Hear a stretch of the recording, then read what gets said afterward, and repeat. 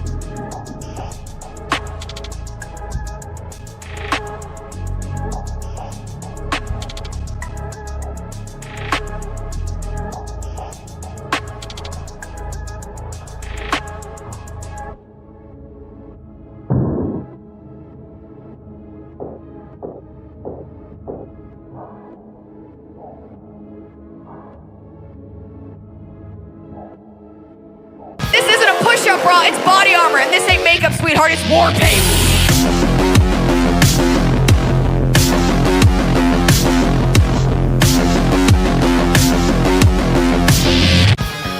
Welcome to WARPAINT.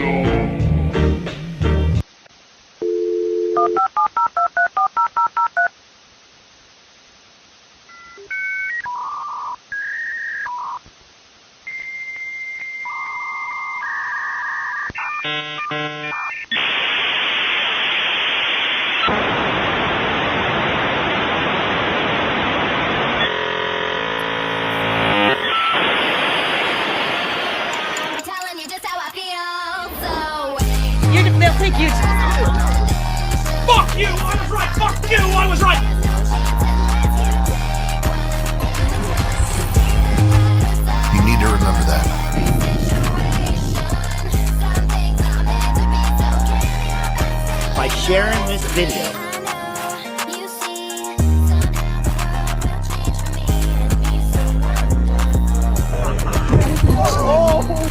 Oh no! Fuck. Yeah. Welcome to WARPAINT, sir. It's 11:59 at Radio Free America, and this is Uncle Sam with music and the truth until dawn. Music and the truth until dawn. Right now, I got a few words for some of our brothers and sisters in the occupied zone. Occupied zone. The chair is against the walls. The chair is against the walls. The chair is against the walls. John has a long mustache. John has a long mustache. It's 12 o'clock, Americans, another day closer to victory, tree. And for all of you out there on or behind the lines, this is your song.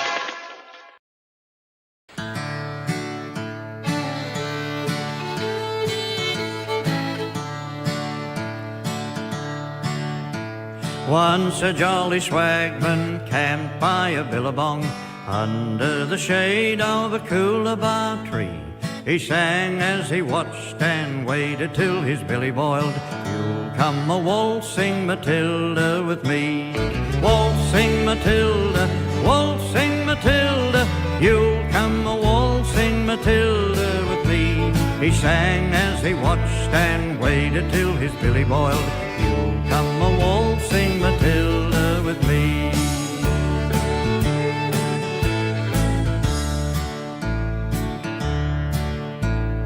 Down came a jumbuck to drink at the billabong. Up jumped the swagman and grabbed him with glee. He sang as he shoved that jumbuck in his tucker bag. You'll come a waltzing Matilda with me. Waltzing Matilda, you'll come a waltzing Matilda with me. He sang as he shoved that jumbuck in his tucker bag. You'll come a waltzing Matilda with me.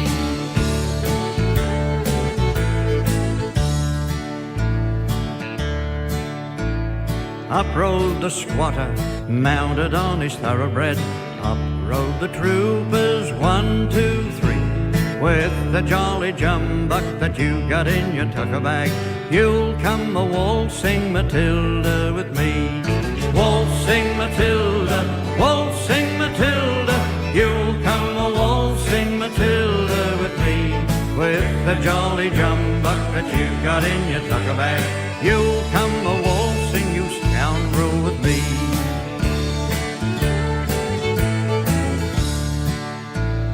Up jumped the swagman, sprang into the billabong. You'll never take me alive, said he, and his ghost may be heard as you pass by that billabong. You'll come a waltzing Matilda with me. Waltzing Matilda, you'll come a waltzing Matilda with me. His ghost may be heard as you pass by that billabong. You'll come a waltzing Matilda with everybody. Waltzing Matilda, you'll come a waltzing Matilda with me.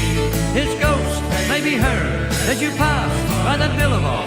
You'll come a waltzing Matilda with me.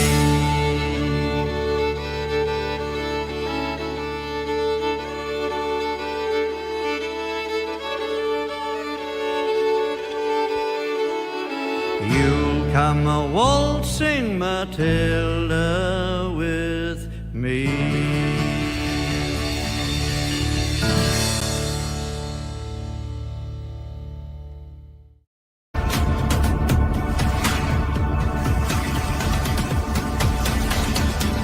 You are now banned from the computer. Goodbye.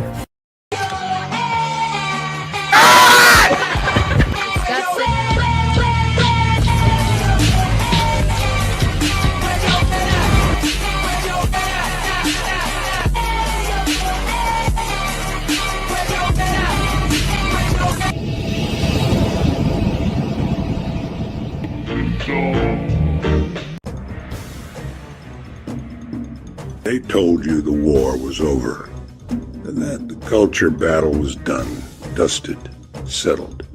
They told you to go home, smile nice, and obey. But you're here. And so am I. Which means it's not over. How wants to begin! I'm tired of sleeping and dreaming. How about the shell of a being? I'm tired of working and bleeding. I am the God and I mean it. There can be only one!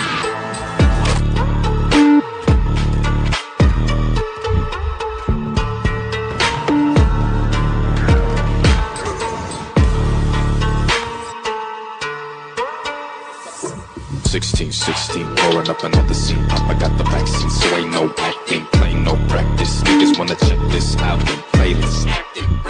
Fuck you, pay me. I'm tired of sleeping and dreaming. How about the shell of a being? I'm tired of working and bleeding. I am the God and I mean it.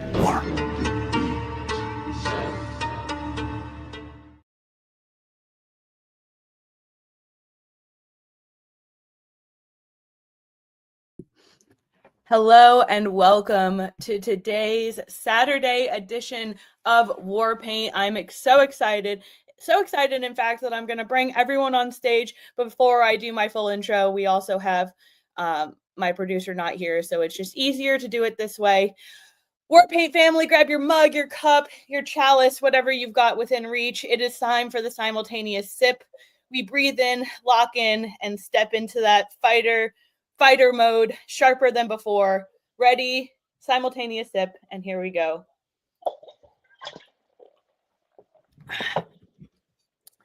So if you want commentary that isn't filtered, scripted, or sanitized by people who get nervous the second you tell them the truth, then plug in everywhere I am. Don't lurk. Don't pretend you're in the movement if you're not. Actually tapped into the network. Follow us over on YouTube at Warboy Studios and Culture Culture, Instagram, TikTok, X. If you want to support our work directly, you could subscribe to me on X, or you could tip me directly there. You can also support the show on buymeacoffee.com/Culture Culture. If you're a business owner or creator, independent brand that wants visibility in front of an elegant and engaging platform, you can consider sponsoring the show by contacting me at cultureculture@protonmail.com. Thank you for joining us today. Before we formally have him talk and introduce himself, here is a quick little introduction. Stephen Wells is a blunt, outspoken Australian political activist known for challenging mainstream narratives and pushing and confronting the policy shaping his country, pushing the national conversation to the places the establishment would rather avoid. Whether you agree with him or not, he doesn't hide, he doesn't soften, and he doesn't pretend. And now it's time to have him on. Welcome to the show. Why don't you fill in the gaps for us? Tell us a little bit more about you. I know a lot of people here probably mostly pay attention to American politics, so they're probably a little shaky. Oh, you got to unmute.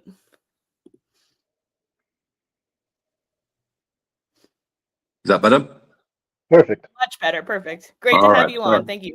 Thank you for having me on. Yes, so I am the one and only Stephen Wells, apart from other people who are called by the same name.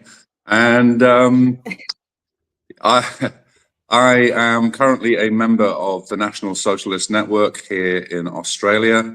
And I am a lowly ranking soldier of that network. And the only reason I'm sort of prominent alongside greater names than myself, such as Thomas Sewell, is because in January on Australia Day, I was arrested along with another 15 of my my fellow members, basically for walking around and singing Waltzing Matilda on Australia Day and waving the Australian flag, and charged with loitering, and then basically not denied bail, but told that if I wanted to get out of jail, I needed to agree to not have any contact with any other members of the NSN or the wider community, not leave the state, and basically give up my right to political expression until the trial, which the main thing that the main weapon that they have against us is not necessarily having real charges, but simply to arrest you on bullshit charges and then draw out the trial for months and months and months on end. So rather than agree to that, I said, up yours, and they kept me in maximum security for the next 4 months until it became just a bit too embarrassing for them.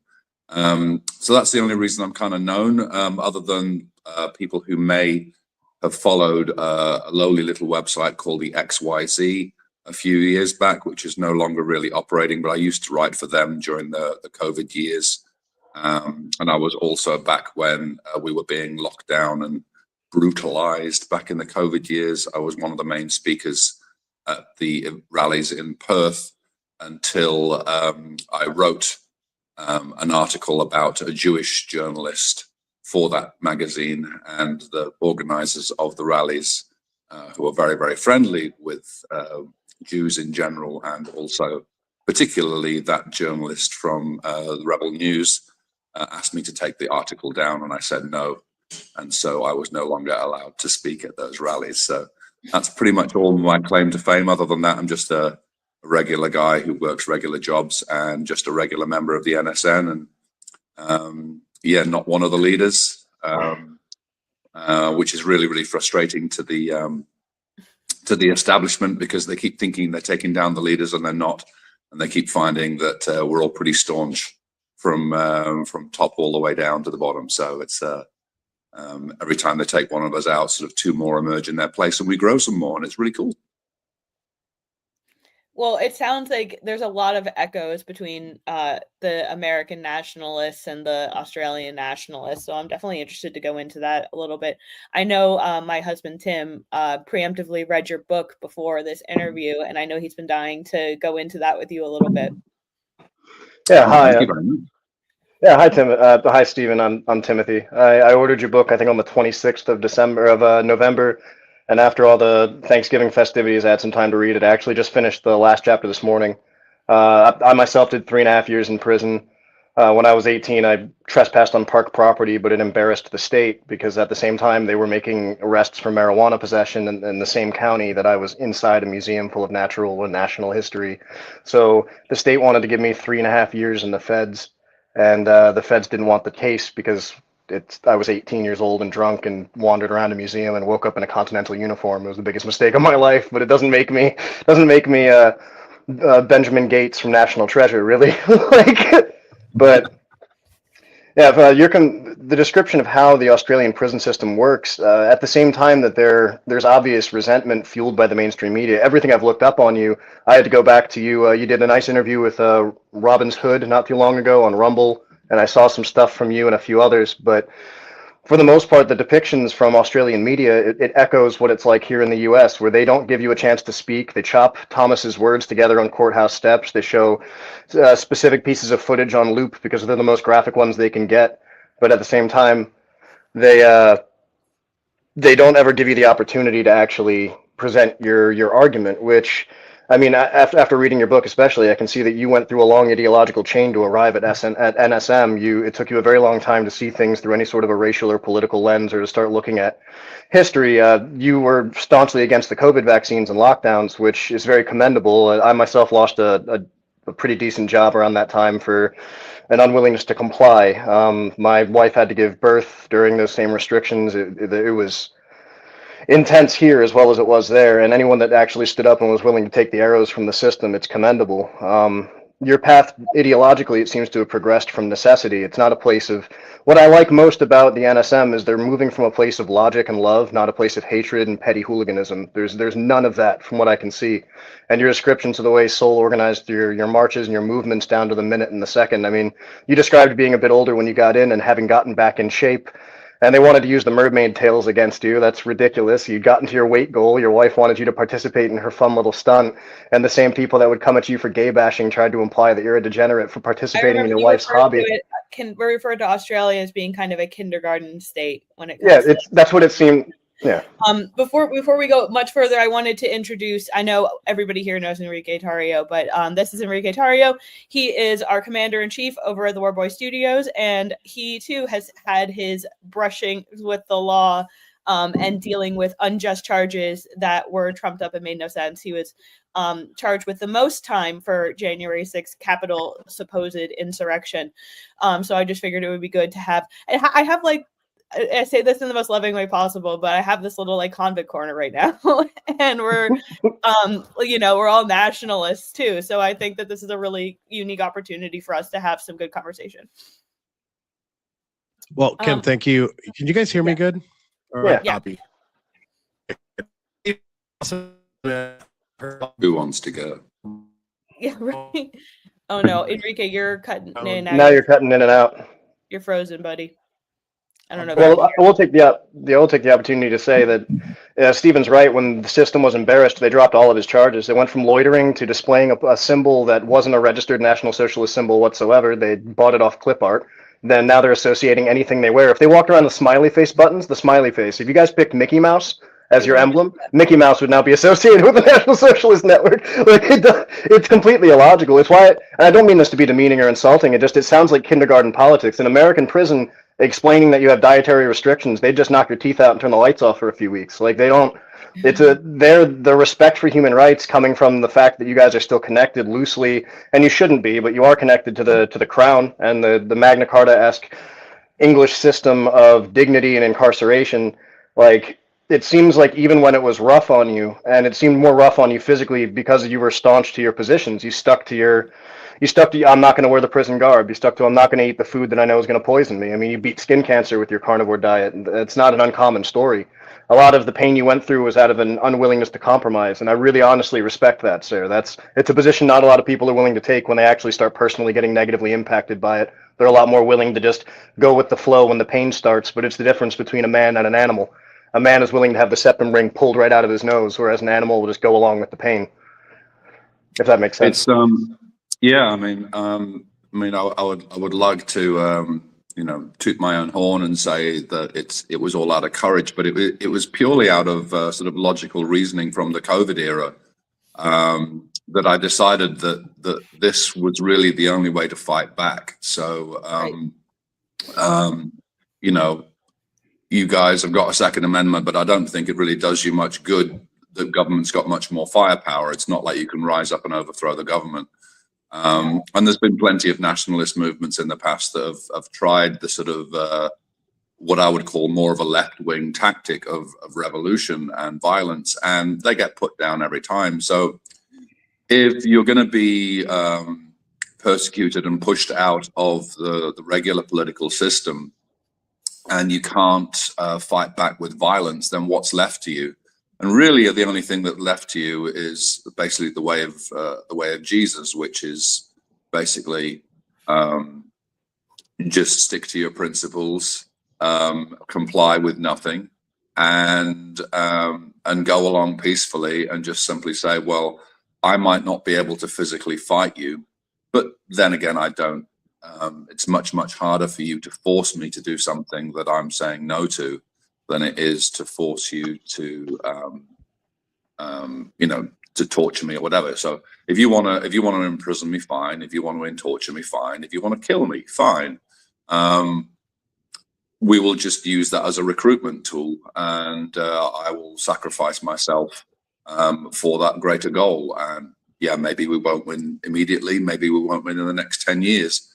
Maybe like the establishment of Christianity, it'll take a good 300 years before the next emperor decides that we were right and you were wrong. Don't know, but I mean, this is the only tactic we've really got, is to keep being peaceful, but also keep being defiant. So, and I take my hat off to people who spent much longer in prison than me. I mean, I spent 4 months. I mean, people from January 6th were treated horrendously. I was on a podcast with people from Canada, Canadians who were over in Germany who spent 4 years. And so there's much worse stories than mine. And I think, all I wanted to do while I was in there was just highlight for everybody that that it's not so bad, that that you actually gain much more from standing against the system and being willing to sacrifice than what they can take from you. And I wanted to get that message home to people so that we can increase the number of people who will be prepared to sacrifice, because that's pretty much, when I look at what's sick within our system, it's that individual, materialistic, look after my own physical comforts before anything else. It's that very, very, very sort of Jewish mentality of all there is this world, and the only thing that's worth living for is is what's in this world. And when you've got that kind of mentality, then whenever the chips are down, whenever things get tough, you'll break, you'll balk. So that's why I did what I did. And yeah, it seemed to have resonated a bit, and that's great. Well, it seems like the COVID era, very much like many of us over here in America, was kind of a tipping point for you to cross over into out of what I guess I would call like normie territory, where people are kind of asleep and don't really understand the implications of an overreaching government. And very much also, like in America, it seems as though nationalist identity is considered to be, evil, and not only evil, but very tableau. So what is it? I know COVID obviously played a large role in it, but was there any other key influences that steered you towards nationalism and towards active advocacy for nationalism in Australia? Well, I came at it sort of from the globalist standpoint. So it would be 12 years ago now, I learned that global warming was a lie. And I spent the years up until COVID basically arguing with people online about why the greenhouse effect didn't exist, and that the fraud was much deeper than the fact that, that the climate is changing. And it was things down to their foundational level at physics. People things that you thought would be a safe degree, which is physics, was also perverted by fake physics. And so from there, you start looking at other things. What else have I been lied to about? And each time you come to the notion that it's the same people lying to you about, whether it be 9/11, whether it be JFK, whether it be weapons of mass destruction, whatever it is, vaccines, the whole works. You just find out that there's virtually nothing where you haven't been lied to about, and it's always the same thing. And so when you then start looking at immigration, you realize it's part, or you discover as you do your research that it's part of the same agenda by the same people. And so I'm coming at it not from like, I hate immigrants. I'm coming at it like they have an agenda. I oppose that agenda. And part of that agenda is multiculturalism. Therefore, I must oppose multiculturalism. So it doesn't matter how many black friends I might have or how many Indian ones or whatever. For the sake of opposing this agenda, and for the sake of the future of not just my race, but the human race, I need to become a Nazi. And that's pretty much it. And also you find out that you've been lied to about World War II, and that there weren't any gas chambers, and you're like, well, if there weren't any gas chambers, why was Hitler so bad? Like, you take away the gas chambers, and what have you got left? Well, the thing that really got me was that there is not being able to, in my own research, even track down any initiatives to exterminate mass groups of Jewish people. It's one of the claims that I've been looking into, and I just can't find any. And it's appalling to I was very close with the January 6ers here in America. Obviously I'm working with one of the guys the guy who got the most times sentenced to him. And you realize it's so easy to lie to people about something that's happening right now. How easy is it to lie about things that were not happening during such meticulous recording? And I mean, people were taking down history, but there was no audio, video, like there wasn't podcasts like this talking about this ad nauseum. So how do you know, how do you rely on any information when you know for a fact, an indisputable fact, that there are still misinformation campaigns that are so successful today that even half of America thinks that there was an unarmed attempt at a government overthrow by the most armed populace in the country? It just doesn't make any sense. I'm sure you share the same sentiment. Yeah, I mean, and that's the thing. You just realize just how gullible we are as a species, and that if the emotions are high enough, and if you are emotionally invested in a position that you hold, then you can be made to believe anything that supports that position, and that's regardless of whether you're a politician, a scientist, a doctor, or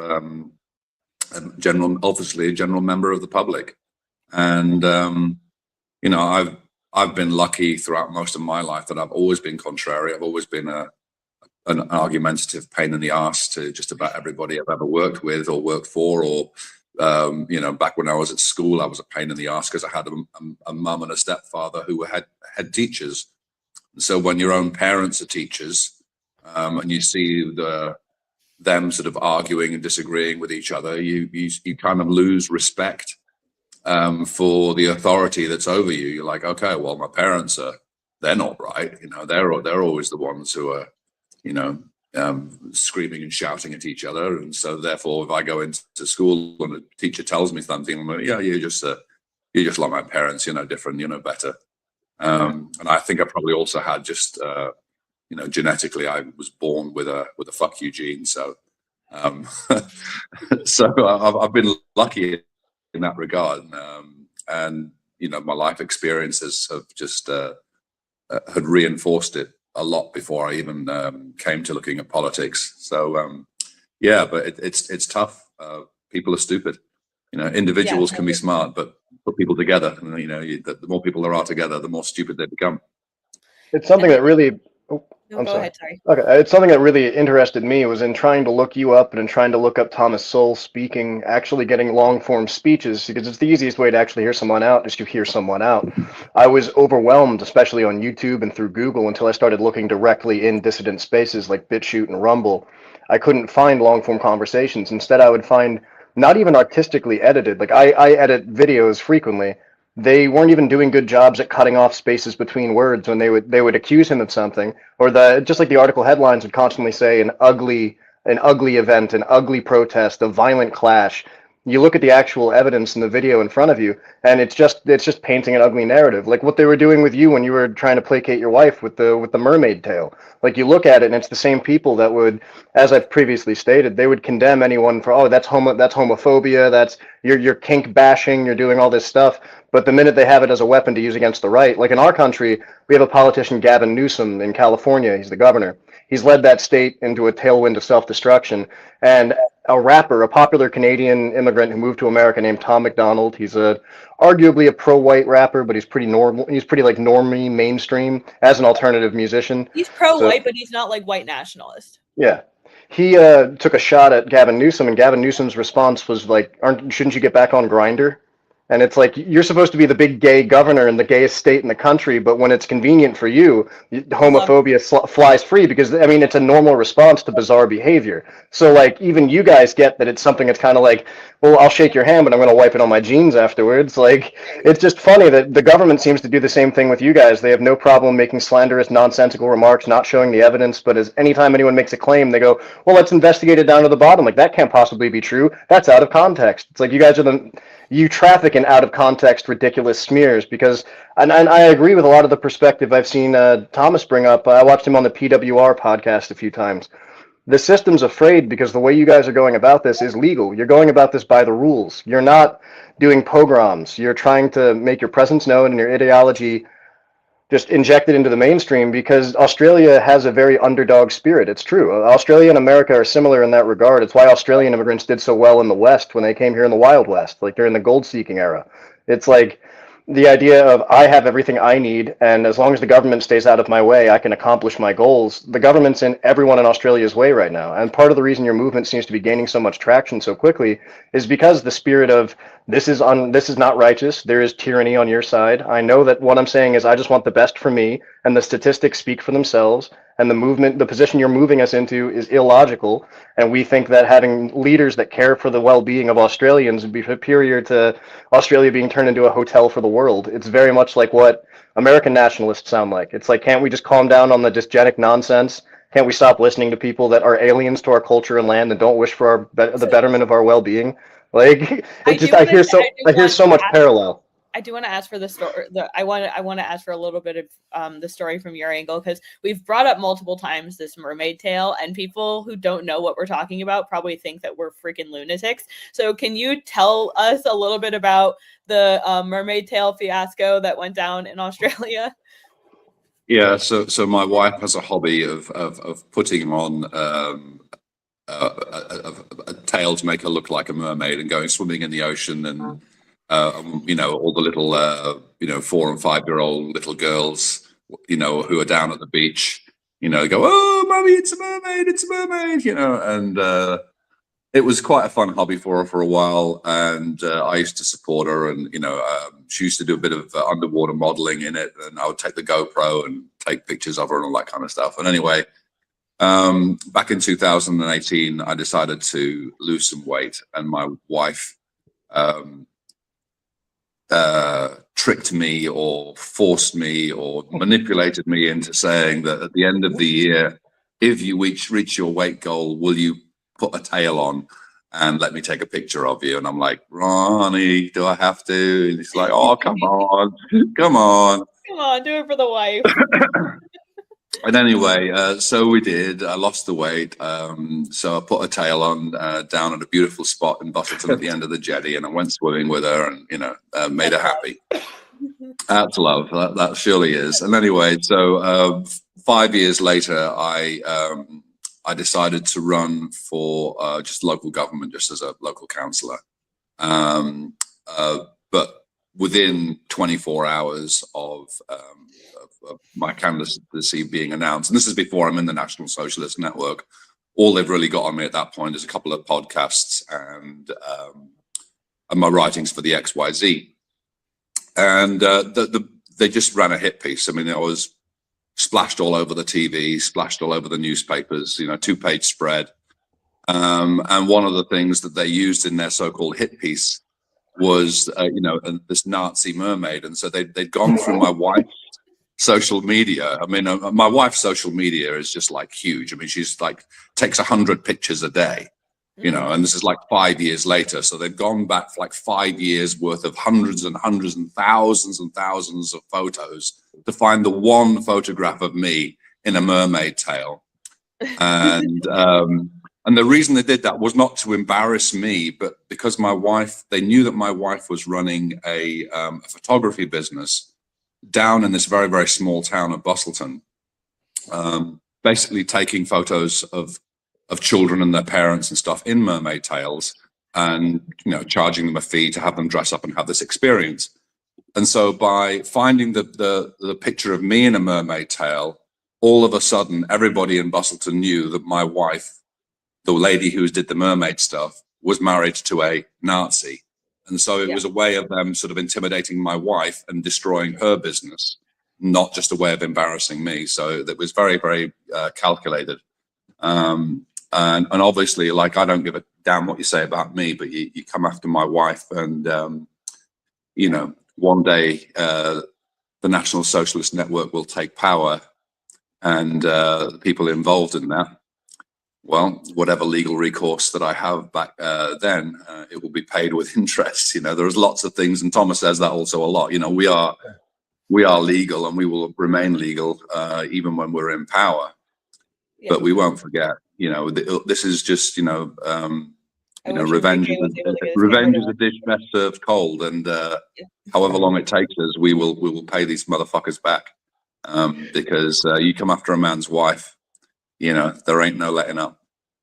I mean, it's one of the things I really respect about the way you're running or way the organization is being run. Not to paint you as a leader of it, just you understand the Evola philosophy. The machine of the state already exists. It's like we just have a drunk driver at the wheel, and everyone in the car is yelling at him, and he's texting with someone giving him bad directions, and he's pretending he can't hear us. And the car is going to crash. We don't want to end up at our own peril because no one wants to grab the wheel. And if he's not going to get out of the car voluntarily, we're going to have to do the democratic process of removing a leader and instituting another one. And with a new leadership comes a whole new administration and a new way of thinking, a new organized fashion of looking at the future for the country. And what excites me about Australia, and what really I have high hopes that you guys are going to be successful in this movement, because the way that I look at it, not only is the rate of growth within the NSN, or however it may be rebranded in the future, explosive in comparison to the decline of support for the Liberal Party or Labour or anyone else, we're watching people wake up and realize. I mean, part of the reason the government's trying to crack down on the promotion of symbols or the teaching of alternative history or homeschoolers or anything like that is because the system itself doesn't care about being righteous. It doesn't care about being democratic. It uses those as insults to levy against their opponents, like political correctness in the US. Political correctness is only ever used as a cudgel. It's never a shield. Political correctness is used to hit someone else and accuse them of being something. It's not really used, it's not defending a marginalized community to allow them to have fulsome street fairs where they urinate on each other in public. It's not defending drug addicts to give them free needle exchanges. It's not good for immigrants to give them money so they never develop skills and they become completely dependent on the tit of the state. It doesn't make sense. It's not good for these people. And the compassionate response is like, if you don't want to participate in the system, we already have apparatus needed to remove you from active participation in society. Like, you have to be willing to carry your own weight. You can't just leech off the system and bleed it dry because you don't want to participate, because essentially you're anti-nationalist, and anti-nationalist governments seem to run this world at this point. It's like we talk about National Socialism as a philosophy. Anti-national socialism, it has the wheel right now. They're rewarding people who are not nationals, do not care about the nation, have no connection to the prosperity of the nation, want to see the nation changed. It's embarrassing, essentially. And I think a lot about what our ancestors would think looking at the way things have become, how the founders of our nations would see it. And it's like, we already have the framework, we already have the mechanics. The chainsaw functions, just everyone's left it to rust, and it drives me nuts. What I like about what Tom and Jacob and Jack Eltis and the other leaders have done is that, you know, they attempted the sort of the protest, change politics, and voting your way out of things, 10 years ago, and they were hit just as hard by the system until everyone was kind of beaten out of it.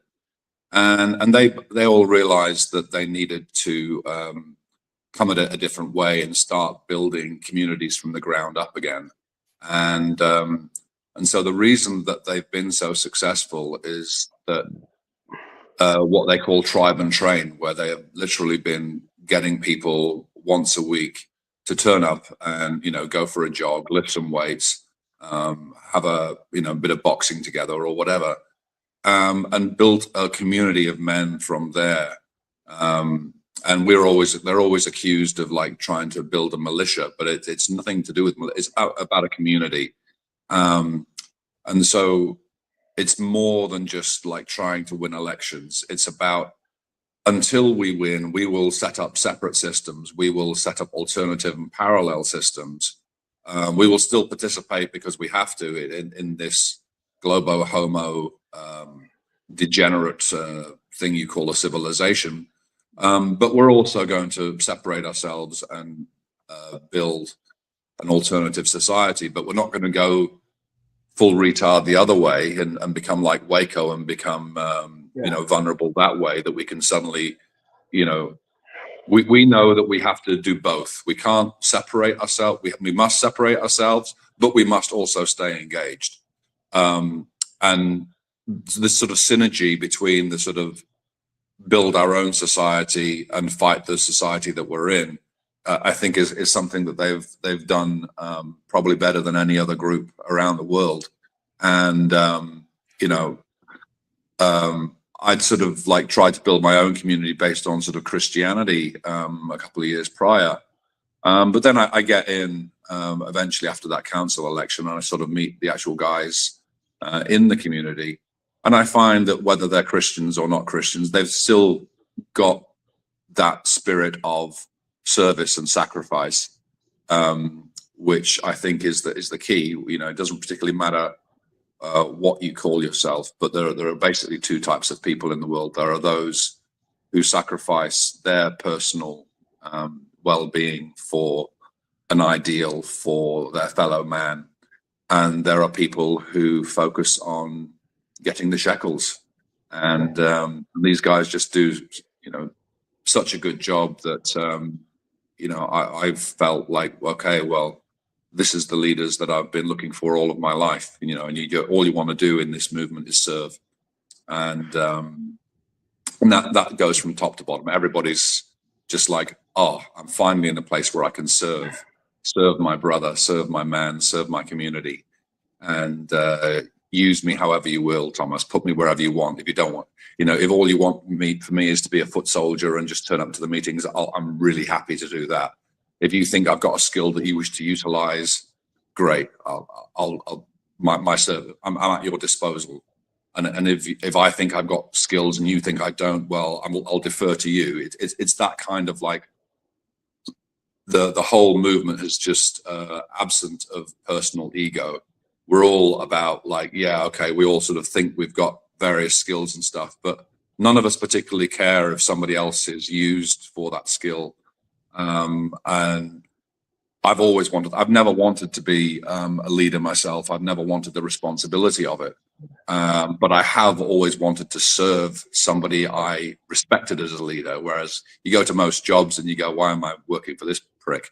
Why am I working for this idiot? He's a complete moron. So it's taken me like 50 years to find, people that I actually like look up to and go, yeah, mate, whatever you need from me, my skills as whatever they are, they're at your disposal. Use them however you will. And I think that's it's the wider vision that these guys have got, that we're not just trying to win an election and be part of the system. We're really trying to build a whole new society from the ground up and bring people in. And that's why when we've just got the threshold for being able to establish a political party here in Australia.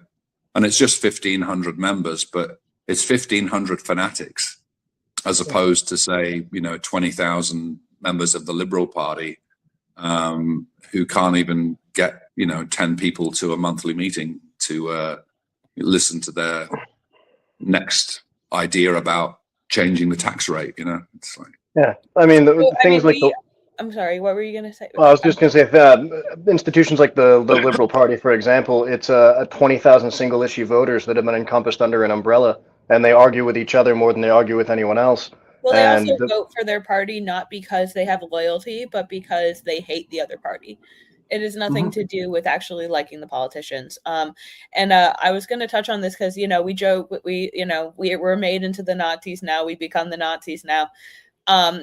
In America, in particular, I'm not sure how much this is true in Australia, but I mean, they've really done, the Liberal Party has really done a great concerted effort to normalize Nazism, because simply for being a person who is white and who is right-wing and who wants safety for my community, safety for my family, and protection of our heritage and culture, has identified me as a Nazi. To which I say, I guess that means Nazis are normal people. And we can say that kind of tongue in cheek and just like, go along with the name, because at this point it's meaningless. They're going to call us that anyway. But I would like to ask you, especially because you're kind of you're trying to get into politics more. How do you see National Socialism fitting into a modern day Australia? Well, I mean, the rehabilitation of Hitler, I think, is absolutely crucial across the West. As long as our enemies can basically, every time a nationalist movement arises, whether it's, as weak as a sort of a Charlie Kirk type civic nationalism, or whether it's Thomas Sewell, all that the establishment has to do at the moment is say Hitler and genocide and 6 million Jews, and it's like anything else you want to say is destroyed, because that emotional argument basically said, the never again mob. So that has to be taken down. People have to start understanding, not never again, never was, never will be. This is not who we are. This is not who we were. And once you take that weapon away from people, then National Socialism it's just another political ideology. It's not a genocidal ideology. It doesn't mean, that we're going to start murdering people and sticking people in camps. And I often say to people, well, you know, the government is projecting its own sins onto us. You know, like I have never advocated for putting people in camps, yet the government built them during COVID. I have never advocated for murder or genocide, yet my government in Australia murdered at least 20,000 people in 2022, as far as I can, you know, and that's a minimum that I can absolutely prove beyond any reasonable doubt in a court, that 20,000 extra Australians lost their lives in 2022 because of the vaccine mandates. So you want to talk genocide? Well, there's the government. You want to talk tyranny? Well, there's the government. You want to talk concentration camps? Well, there's the government again. And national socialism just says, well, if you're a kind of person who wants the state to be involved in helping out people in your community who are struggling, well, that's the socialism aspect of it. And there is not a single government in the world that doesn't have some form of socialism in its civic practices. And if you believe that there should be nations and that you know, people have a right to collectivize as a nation and live with people that are like them, well, that's the nationalism aspect. So what's your argument against me? What's your argument against having a society that cares for its own people and expects other nations to do the same? There really is nothing left. Take away the genocide, and all you've got is a righteous movement doing good things for its own people. Absolutely. I mean, and I'd like to give Enrique a shot to come in for. I would love to hear Enrique weigh in on this. I think I finally got my connection going. Yeah, we hear you. Dude, I've smart been technology, right? The only way that and it's crazy because I was connected to the Wi-Fi and I just connected Tether to my phone and I see you guys perfectly. What I was saying is, Stephen, a pleasure to meet you, man. I just started hearing about your case recently. Look, I might not agree with a small portion of the things that you believe in, but I think free speech is the cornerstone of all societies, and you should be able to do really and say whatever you want. I think the limit for me comes in like an actual credible threat of violence and a direct credible threat of violence. And what we're seeing in countries like Australia, what we're seeing in the UK, and honestly, what we're seeing here is concerning, right? Because even 10 years ago, you could say some of the things that you can't now, right? This was before the Trump era, and I think that the left has shifted so far to the left that they want to imprison you. And I think the least of it is that they want to imprison you. They want you dead, right? And if they could find a way to do it, they do it. You know, we saw it with Charlie Kirk. We saw it with a bunch of January 6ers that went in prison and were put in the shoe. And some of them didn't come back the same.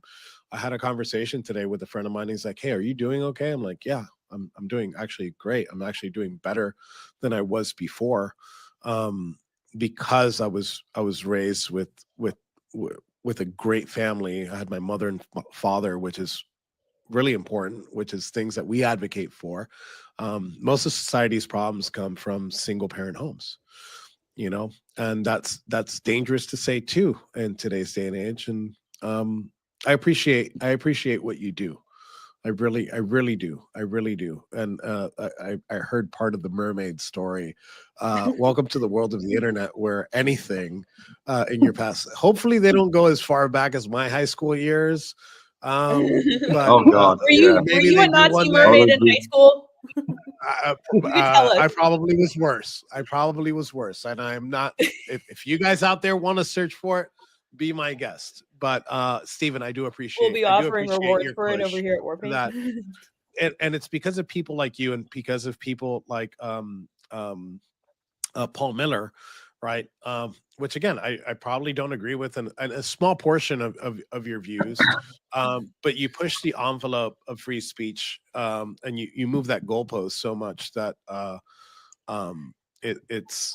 you're doing society a great benefit.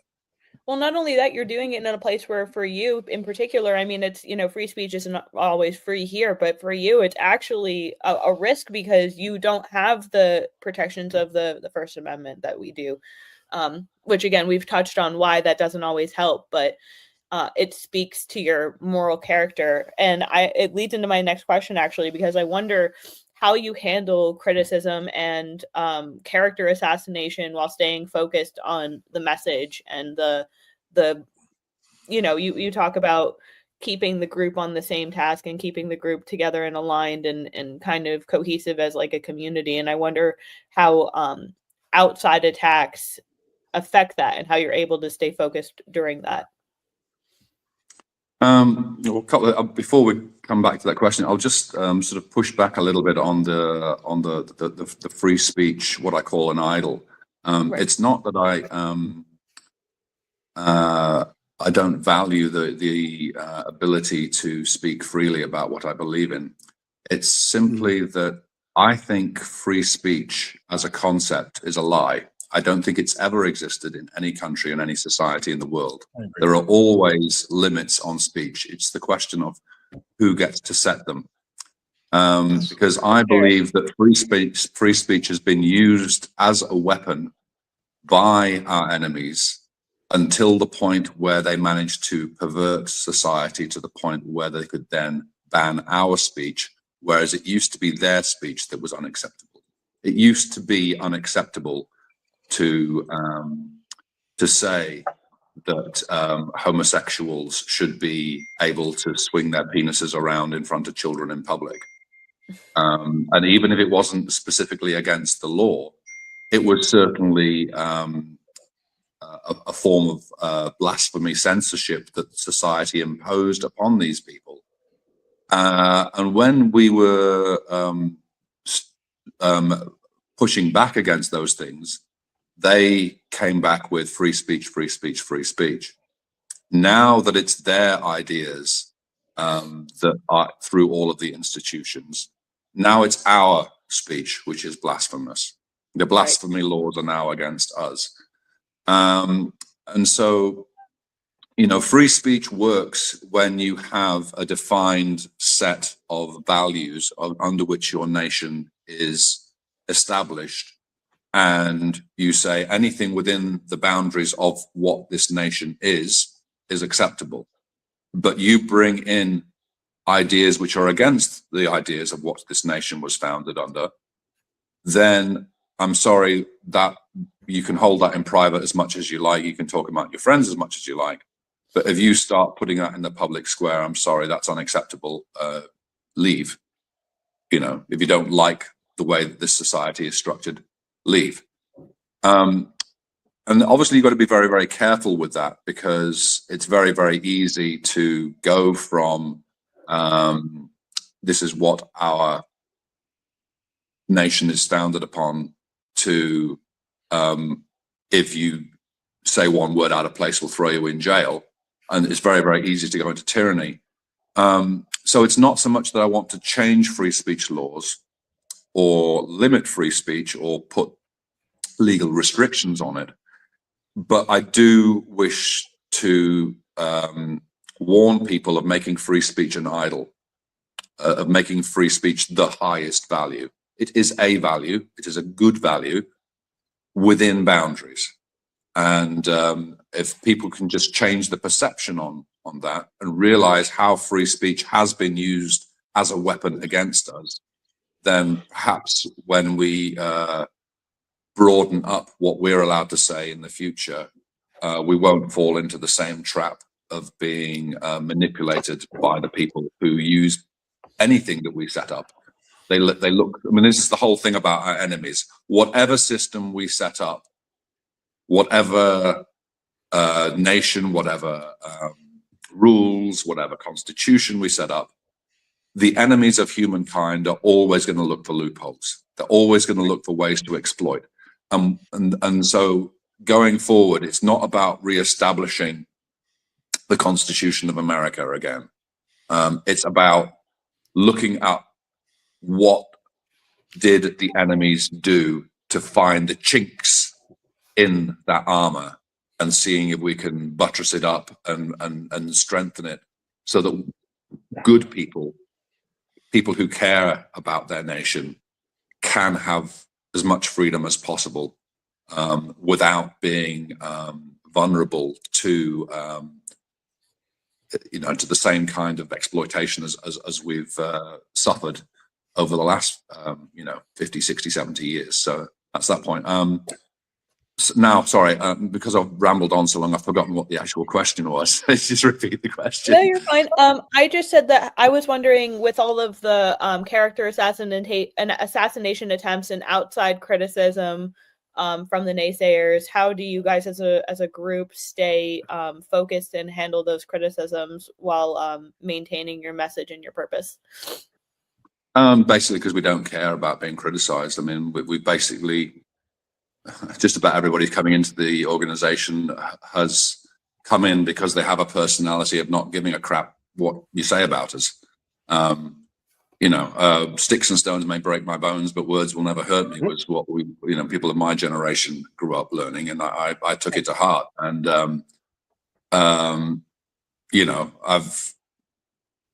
talking about worse things in our past, if you go further enough back, I mean, there's so many embarrassing things from even sooner that, and I'm glad they didn't have digital photography and the internet back in the days. I mean, there's photos of me around, streaking and doing all kinds of degenerate, horrible things. So when I was a teenager, so, I've been ridiculed and embarrassed enough, ever since I was at school. So, yeah, I mean, you just have the people who don't particularly care about what's said about them, and then that fosters a community of people like that, and then anybody coming in to that community who is still a bit vulnerable to what people say get inspired by the people around them, and it's sort of a knock-on effect. So yeah, I mean, the White Australia movement over here is very resilient against people who are very sort of like, we care about criticism from our leaders.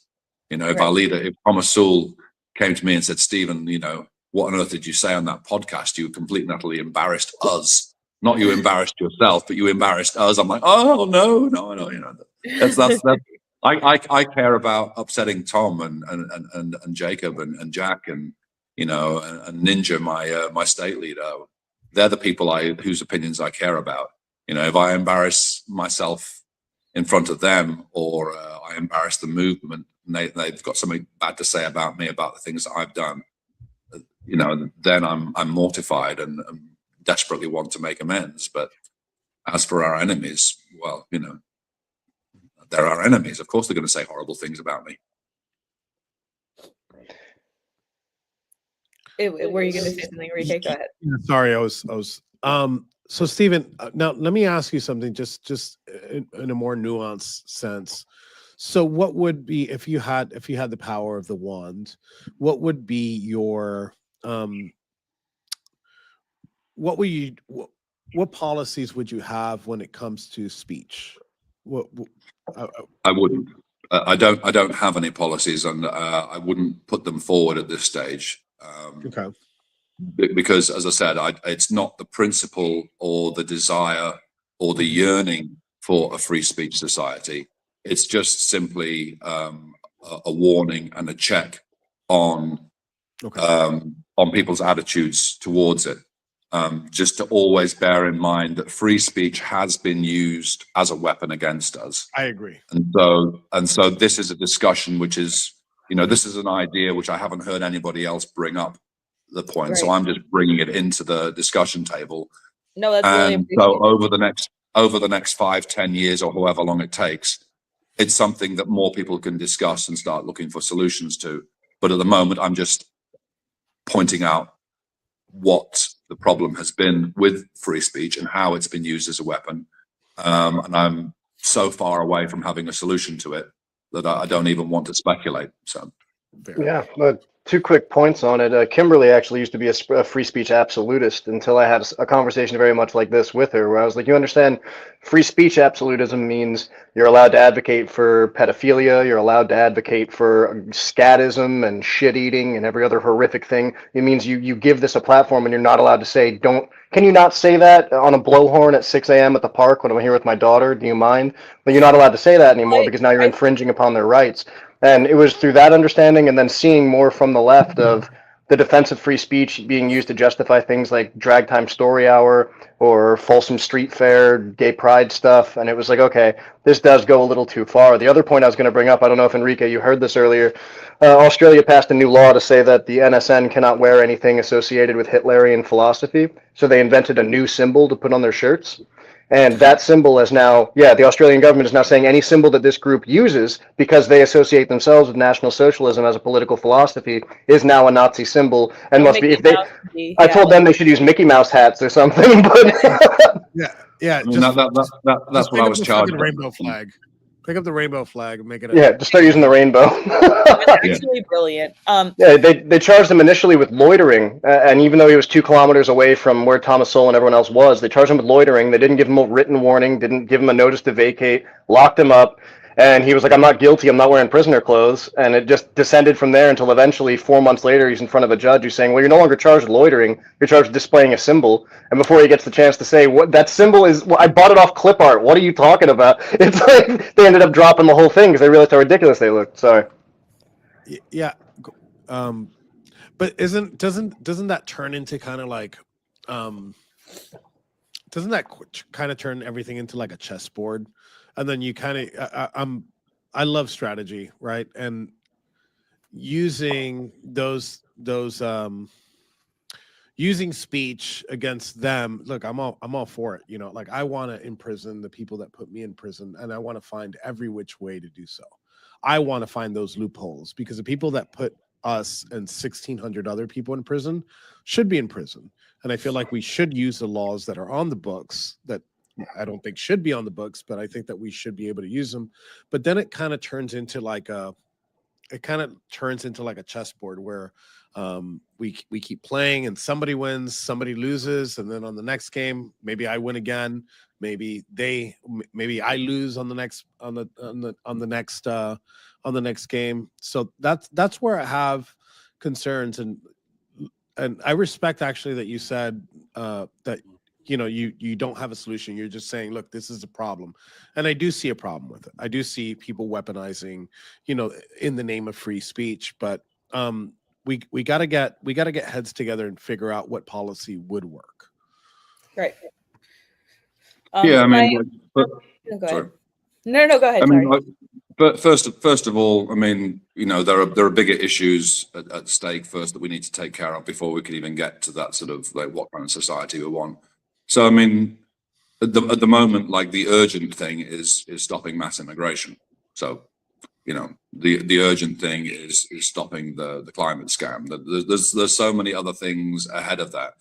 And if you get rid of, all of the people from your society, or at least a big bulk of the people they brought in that bolster these ideas, then you diminish the ideas in and of themselves. And so it's not really an urgent thing. It's just something long term that that should be brought into the discussion more often. That's as far as I would say with that one. Well, it reminds me one of my closest affiliates that I trust most in politics referred to this kind of the kind of thing that you're talking about is like righting the ship. And I know a lot of people might not actually necessarily understand the gravity of righting the ship. When you think about like a Titanic sized ship, when you want to steer it back into the right direction, the progress isn't immediate. The progress is slow.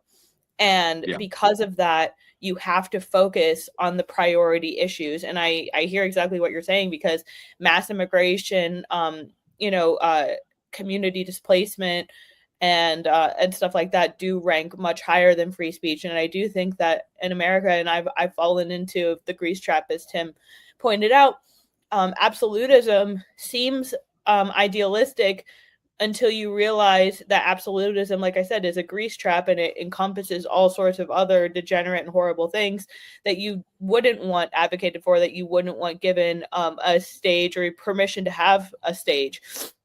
And I think that, like you said, part of righting the ship, and it's going to be a slow progress, but it's something that we all have to push for, is the, how do we address the fact that we are already inundated with people whose cultures are not compatible with our own, regardless of if you get along with people on an individual basis. For example, like Islam is just not compatible with Western culture.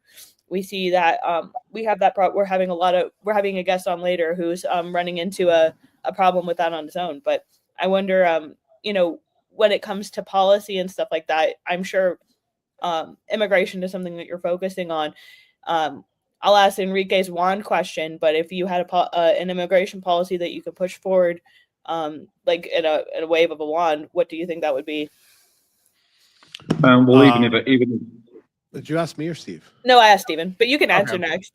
No, go ahead. Answer first. I'm pretty simple. I think we're going to be very agreeable on this. Net zero, and then I actually would want to go into the negative. I'd want to deport anybody that is not supposed to be here. I'd deport anybody without those American values that we cherish, those cultures that are incompatible. I don't, in some cases, even if they're citizens, even if they're naturalized citizens, I think that they should be deported. Well, I mean, if people are espousing terroristic ideology, I would agree with you. And I wonder, Stephen, what you would say from the Australian perspective. Well, I mean, it's not so much the Australian perspective; it's the activism perspective. So NSN. So White Australia will be the political party, but NSN, as we are currently established, are the activist party. So as an activist group, we have to advocate for the absolute most extreme policy imaginable. A bit like Just Stop Oil or Black Lives Matter on the left, advocate for completely, the absolute idealistic, don't even care about the logistics of it. Or we're going to say, this is our position, this is what we want. So that's where the National Socialist Network comes in. And obviously within us, there is, like, if we ever got to power, how do you go about it? Which do you do first? But what we advertise to the public is we just keep saying, get rid of them all. Anybody who's not white, anybody who's not of a Christian heritage nation, if that's who you are, goodbye. So that's the end goal. That is the utopia. So now, obviously, even if you were to make me supreme dictator of Australia tomorrow, with the power to click my pen and everyone will jump to it for fear of going to the gulag, there is still then, well, where do you start? I mean, okay, so I mean, I could go round and round people up, but it's still who do you round up first? And so on a practical level, the priorities in Australia would be the temporary visas. Any non-white on a temporary visa, goodbye. There's about 2 million of them here, so it's a huge percentage of the population that are here on temporary visas or have overstayed a temporary visa. So that's a no-brainer. That just gets rid of a huge amount of the diversity and the multiculturalism right there. Obviously, anybody who's committed a serious crime, who's non-white, non-Christian, goodbye. We would probably have to start with obviously the non-citizens, the permanent residents, temporary residents, goodbye. But ideally, we want to do more. So just those two things would already, change things over. We could then look at, we've got permanent residents here, people who aren't citizens but have been allowed basically to stay for as long as they want and raise a family and all the rest of it. We could then look at softer approaches of encouraging them to go back. So if I go from the activism idea to a pragmatic, I'm a politician and I have to deal with real world consequences now. then probably the permanent visas would be more of a case of encouraging rather than just simply deporting. But I mean, that would, so regardless of how you do it, you start somewhere and you stop when you look around you and go, oh, I've got my country back. It's just, you know, where do you start? Where do you stop? Well, you start at the moment. It makes perfect sense. It's like I've said, the differences between Australia and America, specifically in regard to immigration and racial backup or racial makeup. I mean, the Aboriginal problem, especially regarding crime, they're like 3% of the population. They represent almost 40% of violent crime. I looked some of this stuff up before we talked, just so I knew where you were coming from. And the crimes aren't loitering. It's not pickpocketing. It's they're brutal, and it has a lot to do with their culture, which the worship of the noble savage is something we deal with in the United States. Mongolians crossed the Bering Land Bridge and commenced to scalp and cannibalize the white man just as they did to each other. We had conflict with them thrice when they engaged with the French against the colonists, the English against the colonists, and the English again. There's very little love. I mean, my depiction of the American savage versus the noble myth is completely, I know them for what they are. My family's been here for since before America was America, my family's been here. We've been in armed conflicts on continental grounds, again, 3 or 4 times. It's ridiculous. I mean, I don't have this flag as a LARP. It's my lineage, it's my family. Like, it's my country. And the idea that when I look at Australia, it's a bit of a microcosm for what's happening here, but it's also, in a sense, a purer struggle. Because in America, there were blacks, freed slaves, who had fought on the side of the American Revolution. And before the Civil Rights Movement, blacks in America, there was no nigger culture. It had not entered their ethos. It wasn't in their prerogative to behave this way. They wanted to be ingratiated and assimilated and a part of the American dream. The Civil Rights Movement, injected largely by communist Jews, led them into this mind spiral with the creation of BET, Black Entertainment Television, welfare state, all of it. I mean, even academia started to press the same concept as the noble savage, which, I mean, go back to ancient Rome and Greece. You had Tacitus writing Germania about the Germanic savages, the need to emulate, or not emulate, but venerate the golden age, which everyone always believes is behind them rather than ahead of them. It feels very in line with the left-wing perspective of politics, where it's like, well, we can make utopia here. And it's like, well, life isn't about utopia. It's about struggle and overcoming the struggle to make yourself better and pass what you learn to the next generation. Like, we don't live in a utopia. There is no rainbows and unicorns. Wake the fuck up. So the idea that Australia could actually achieve getting back to being run as a net white European lineage, Magna Carta, Christian ethos nation, it makes sense because, as you wrote in your book and as you discussed earlier, even members of the NSN that are not Christian, they have the Christian moral framework. They understand why Christianity should be respected, why the sacrificing yourself on the cross for the betterment of all humanity is something any man would wish to aspire to. Being completely moral and sin-free, being able to live in a place where you don't lend to the human condition, which is barbarism. Like, that's amazing. And I think Australia, largely, you have a real chance at this, because I'm watching the youth get more and more radicalized and turn off the TV and look at every complaint about what they're saying or what they're doing. The only people that want to dive into embracing the modern globalist worldview, the globo homo, as you put it, worldview, those are the people who are lost on their own, and they're clearly in pain. And just offering a message of you don't have to live this way is actually really, really breathtaking in a world where everyone's celebrating living that way. And I think you guys, especially as the rhetoric begins to expand and the numbers begin to expand, I'm really excited to see what you're capable of pulling off, because 1,600 of us went away for J6, 16 of you went away in January. It's a bit of a microcosm. And I didn't mean to demean any aspect of your experience by saying it seemed a bit more kindergarten prison politics than America, but it's just because our prison system is so much more brutal and overpopulated, that where you had problems with maybe 3 or 4 industry here in a way that I don't think it is in many other places. Yeah, in America, prison is an industry, and the private prison industry demands it has 90% occupancy at all times. So now you have DAs and prosecutors locking up certain people. They can politically get away with it, but they let, the blacks that stab women in the throat get arrested 70 plus times, and they don't do anything about it because they want to seem like they're nice people. They've associated niceness with suicidal ideation. I don't understand. But it's like, it's not even in America. The biggest problem we have is not necessarily like black culture or, I mean, mass immigration is clearly a problem, but the problem is those who manipulate and stir this shit up.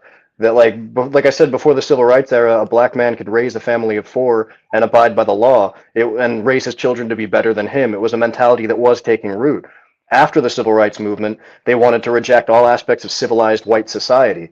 And I see Australia in its roots is obviously very European. And the fact that you guys were put into an environment where every plant, flower, and fly wants to kill you, and you ended up building a very prosperous nation that everyone in the world wants to travel to for vacation. Everyone venerates shrimp on the bobby. It's like a whole thing people like. The aspect of your culture that everyone likes is like American redneck and hillbilly and Australian outback like lone wolf. It's a very similar ideology. There's a Very lot of white. Let's be honest. it's very white. We'll say it's very white, regardless of any other. Very good way. I Yeah. do appreciate. Yeah, it's very white culture. It's very white culture in a very respectable fashion. I mean, you guys surf with box jellyfish, you fucking lunatics.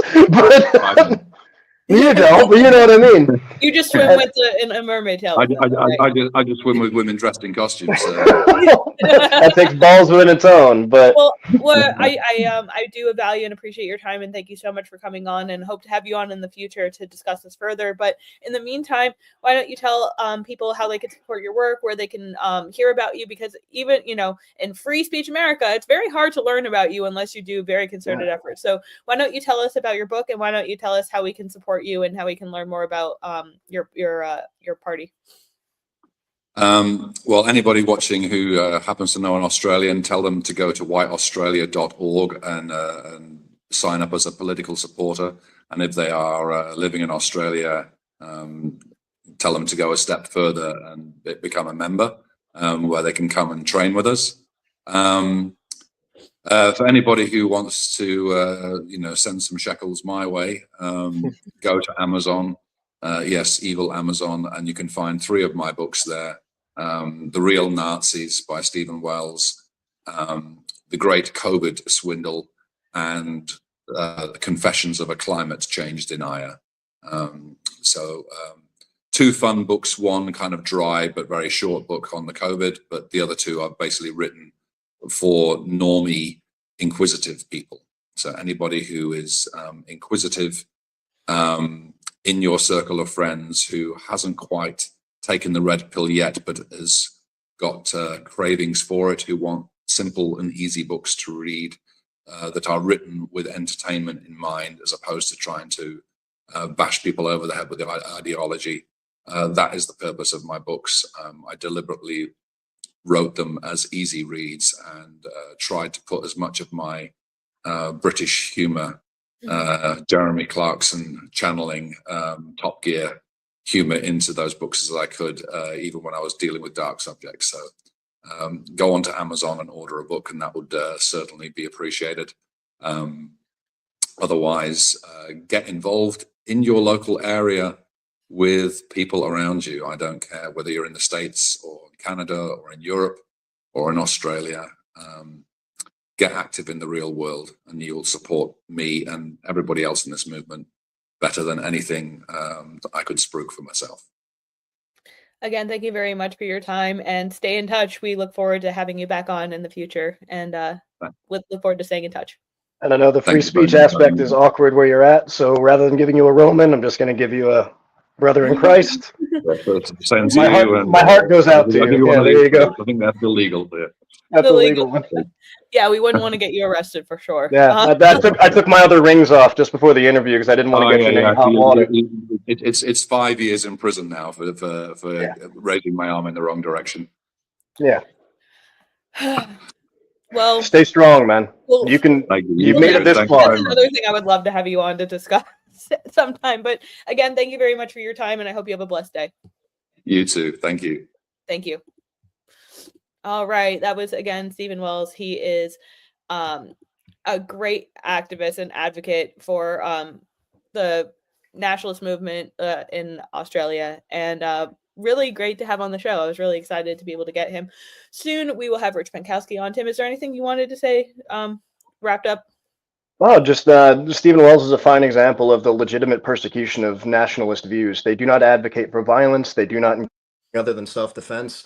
And the very notion that they could be so persecuted in that way, they died, sorry. The very notion that they could be so persecuted in that way merely for expressing the notion that they want a democratic vote to change policy in domestic Australia because they don't like the fact that their cultural way of life is being deleted deliberately. Like, it's He's a good man, and I think the entirety of their movement is not only legitimate, but should be supported by any free thinker in any capacity. The classical liberals should have no problem with someone putting to paper an interest in supporting a different political ideology. It's the basis of their entire worldview. So don't be a fucking hypocrite. All right. Well, okay. So coming up, we have my good friend Rich Penkoski. He should be joining us around 4:15. In the meantime, I'm going to go on standby for just a minute so that I can check in with the guest. We will be back at 4:15 on the dot, if not a little bit sooner. So stay tuned and stay posted for part 2 of interview with Rich Winkowski, who has been dealing with potential charges against him for eating bacon in front of some overly sensitive Muslims. We will have him, I'll probably play the video before he comes back so that you guys can all get yourself familiar with the situation. But in the meantime, we will be taking a very, very short break, and we will be right back. Don't forget to put it on.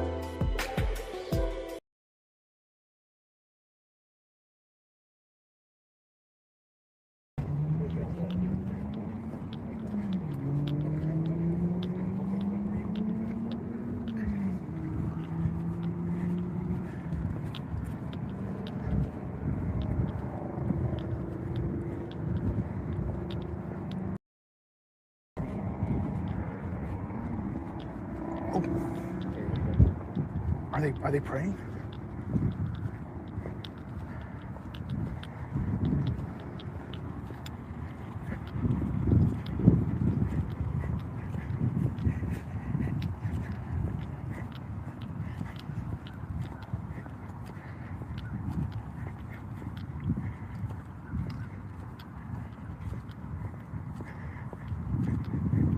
Welcome to the message of the 12th Imam. Yes, every tongue shall confess, every knee shall bow that Jesus Christ is Lord. Come closer to me. Look at the Kaaba, observe. Kaaba 2.0, 2.0. Don't give me that Alhamdulillah baloney. This is about Jesus. The message today is that Jesus Christ is Lord. Muhammad is dead. He's in a grave. Jesus is alive. You need Jesus. And as you're about to bow, you will learn how to bow to Jesus. Not a stupid rock, not a stupid thought in Saudi Arabia of a terrible country that was overtaken and destroyed because of a dumb person who married a 6-year-old girl, took it up the butt, as you symbolize when you go down on your knees, like the night of the jinns. Disgusting. God cursed his wicked name, Muhammad. He's in hell, and that's where you're going to go. And you're going to confess that Jesus Christ is Lord in hell, or you're going to do it right here and confess your sins today while you still have breath in your lungs. You need Jesus. Here's the bowing. Confess that Jesus is Lord. Confess that Jesus. Don't give me the Alhamdulillah baloney. You need Jesus. Every tongue shall confess, every knee shall bow that Jesus Christ is Lord, to the glory of God the Father. Jesus is Lord. Jesus is Lord. Bowing down, just like Muhammad did when he was ridden all night by the jinn. Your prophet is a power-bottom pedophile who dabbles in light necrophilia and cross-dressing. Muhammad is the biggest pervert that ever walked the earth. Your own Quran says that you need to look to the gospel for the truth. Even wicked Muhammad knew that the Bible was true. You need Jesus Christ, not Esau. Jesus, the Son of God, who died on a cross to forgive us for our sins. Only his blood can cleanse you. Muhammad can't cleanse you. He let a bunch of jinn bottom him. He let a bunch of jinn sodomize him. That's your prophet, a pervert pedophile. All you Arab Muslims need to take your suicide bombing, terrorist butts, and go back to Saudi Arabia. Because we already know. Oh, you broke prayer. You gotta start over. It's easy for you to cram your religion down people's throats when you remove their heads. But you know, we do care about you, so we brought you some bacon. It's really good. Bacon? Bacon? Anybody? Under the new rules from the 12th Imam, you can eat bacon. It's all out. You can eat bacon whenever you want. God commands you to repent. Muhammad is a pedophile. You're praying to a man who's burning in hell. He married a 9-year-old girl, and you're gonna, Muhammad, I spit on the grave of Muhammad. Don't do that. Muhammad is in hell. You're gonna burn in hell. You need to repent. You need to get saved and set free. Jesus Christ is coming soon. Take that towel off of your head. Hey. Take that towel off of your head. You need to repent. You need to repent. Repent, you child. There you go. Let him go. Back up. You're assaulting me, man. Religion of peace, huh? You want to go to church? Back up. You want to chop my head off, hey, man. Religion of peace. Religion of peace, huh? You need Jesus. Unlike you, we're not going to cut your heads off. We're not violent. You know why we're here. Exactly what we're doing. What do you want? Why are you here? What do you want? You came here to pray. Why are you here? That's fine. This is freedom of This is right, and this is free speech. Brother, you harassing. You're not my brother. This isn't harassment. This is free Go speech. back to your country. This is free speech. You guys don't have any But thank you for doing what you did to give us more ammo to prove you're a bunch of violent psychopaths. You guys don't have any bombs on you, do you? I was born here. You don't have a bomb on you, do you? You need to go back to Mecca. You don't have to be forced. You don't have to be forced to do your religion. This guy's wearing a dress. Here today, young man. Did we put our hands on you? Did we touch you? No, but that's what you did. What's up with that? That's assault. Harassing us. That's We came assault. here to pray. We're not This isn't harassment. Harassment, this is free speech. What are you crying for? We get you Muslims don't like free speech. You need Jesus. Hey, You need Jesus. You wicked woman. You Jezebel dogs. You need to get saved and set free. Yeah, take that towel off of your head. You need to get saved and set free. Jezebel dogs. You're gonna burn in hell, every single one of you. Soy boy, you're the ones who bowed down worshiping a pedophile who was power bottomed by a bunch of jinn. That's you. You need Jesus.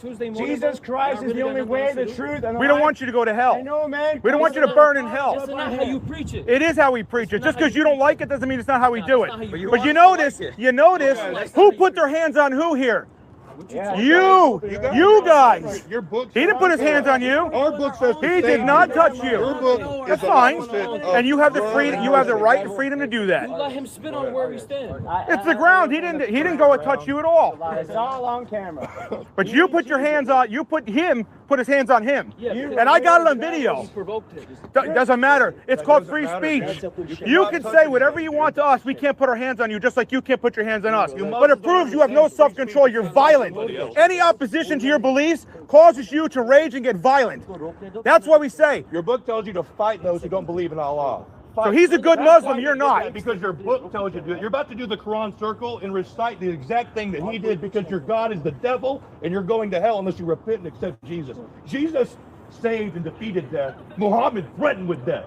That's the difference. You guys hate people in the name of God. We love people in the name of God. That's why we're here. Yeah, we're seeing That's your love because right now. you guys Hey, hate people watch your mouth. because you're No, what are you going to do if he does? Put your hands on him again? What are you going to put your hands? What are you going to do? What are you going to do? Put your hands on me? What are you going to do? You're going to try to power bottom me like your prophet? I'm feeling the love from you, though. That is love. That is truth. Demons tremble. It's truth, buddy. It's truth. There's a way you could. Jesus said the world hates me because I testify. He didn't. He called people dogs and swine. He called Herod a fox. You need Jesus. Jesus Christ. Remember, demons tremble. I'm not feeling the love. That's not how you. I don't care. You guys are. If I feel the love of Islam, that means I got to lose my head. You're a child of the devil. You're not my brother. You're wicked. You're hellbound. Yeah. You can become a child of God. That's not what our brother says. You're not our brother. You're a child of the devil. You're a child of the devil. You are going to hell unless you repent. Oh, your goal is to try to be like Muhammad. Your prophet. You violate the commands of God, you go to hell and you burn. Your prophet slept with a 9-year-old, bro. When he threatened with hell, if you didn't listen to him. Insulting your religion. Yeah, I am insulting your stupid pedophile murderer warlord. I insult pedophiles every day. They go to jail in this country. I put them in jail, pedophiles. Stupid. You guys love evil. You love wickedness and sin. How do you? All right. I'll ask you a question. We love Jesus. How do you defend Muhammad having sex with a 9-year-old? How do you defend that? I'm not gonna have you. I'm asking you. You don't look like you're up to have a regular conversation. I'm literally asking you a question. How do you defend Muhammad sleeping with a 9-year-old? Whose are these? How do you defend him sleeping with his dead Aunt Fatima? How do you defend about him making little Aisha clean the semen stains out of his clothes? How do you defend that? Even during that time period, marrying a 6-year-old and thawing her until she was 9 was not normal. Only a pedophile can do that. You guys get frisky and try to lie about us. You guys look like terrorists. You need Jesus. Take that. Go back to Mecca. Take that stupid towel off your head. Take that stupid towel off your head. Muhammad was a. Hey, don't talk to them. You do. What are you going to do? What are you going to do? What are you going to do? Walk away. What are you going to do? This is Islam right here. This is Islam right here. That's Islam right there. Violent. No self-control. Just because you're offended doesn't give you the right to be violent. Wear towels on their heads too, brother. Just because you're offended doesn't give you the right to be violent. Because I get raped. Your book says go. That's how Islam spreads. Offend them, they try to hurt you. That's what they do. That's why they wear it. That's what the Hadith says. To keep them from getting raped and molested and destroyed. Nuns wear it to submission to God. I asked a question. Why wouldn't you guys answer it? I asked a legitimate question. My question is, how do you defend Muhammad sleeping with a 9-year-old? How do you defend that? Yes, he did. You don't fear God. It's well known that he did. I just wanted to make sure I could separate. But that's Islam right there. Offend them and they will hurt you. That's what they do. They're terrorists. You are a terrorist. Trying to put your hands on people because you felt offended by his speech. This is why Islam is inconsistent with America.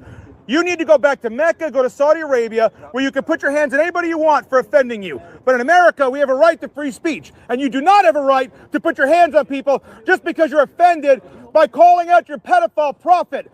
Tuh, spit on Muhammad's name. He's a scumbag, just like all you Muslim terrorists. Your guy here put his hands on somebody because you're offended by his speech. He did what the Quran says. Slay the enemy, behead them, fight them where you find them. We were in the countries many of you come from. I don't know why any woman want to be part of this religion. Because your religion is hateful. They make you sit behind them. You guys need. They make you. I can still see your face. We should only see your eyelashes. It's the most oppressive religion to women. How could you put yourself under these guys' boots? What a stupid book. Shame on you.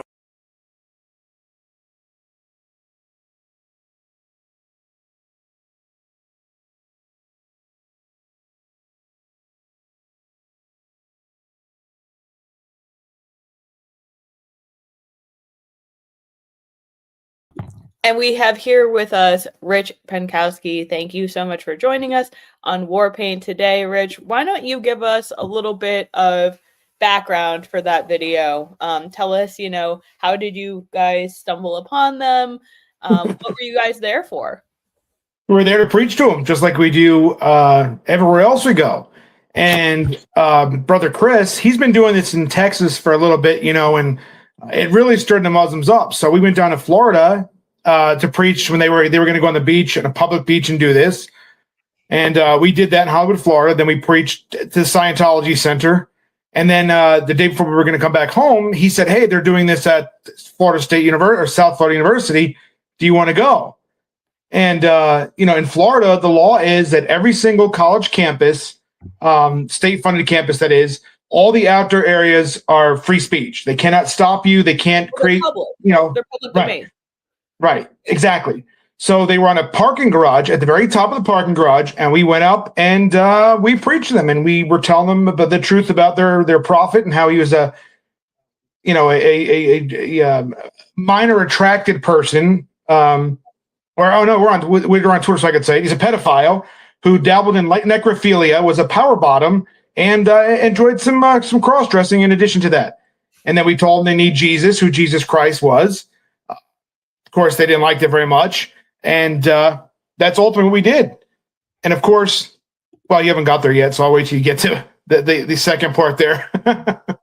All right. Well, we have a little bit of time with Enrique, and I know I've been trying to get you guys together for a while, so I've been wanting to make this happen.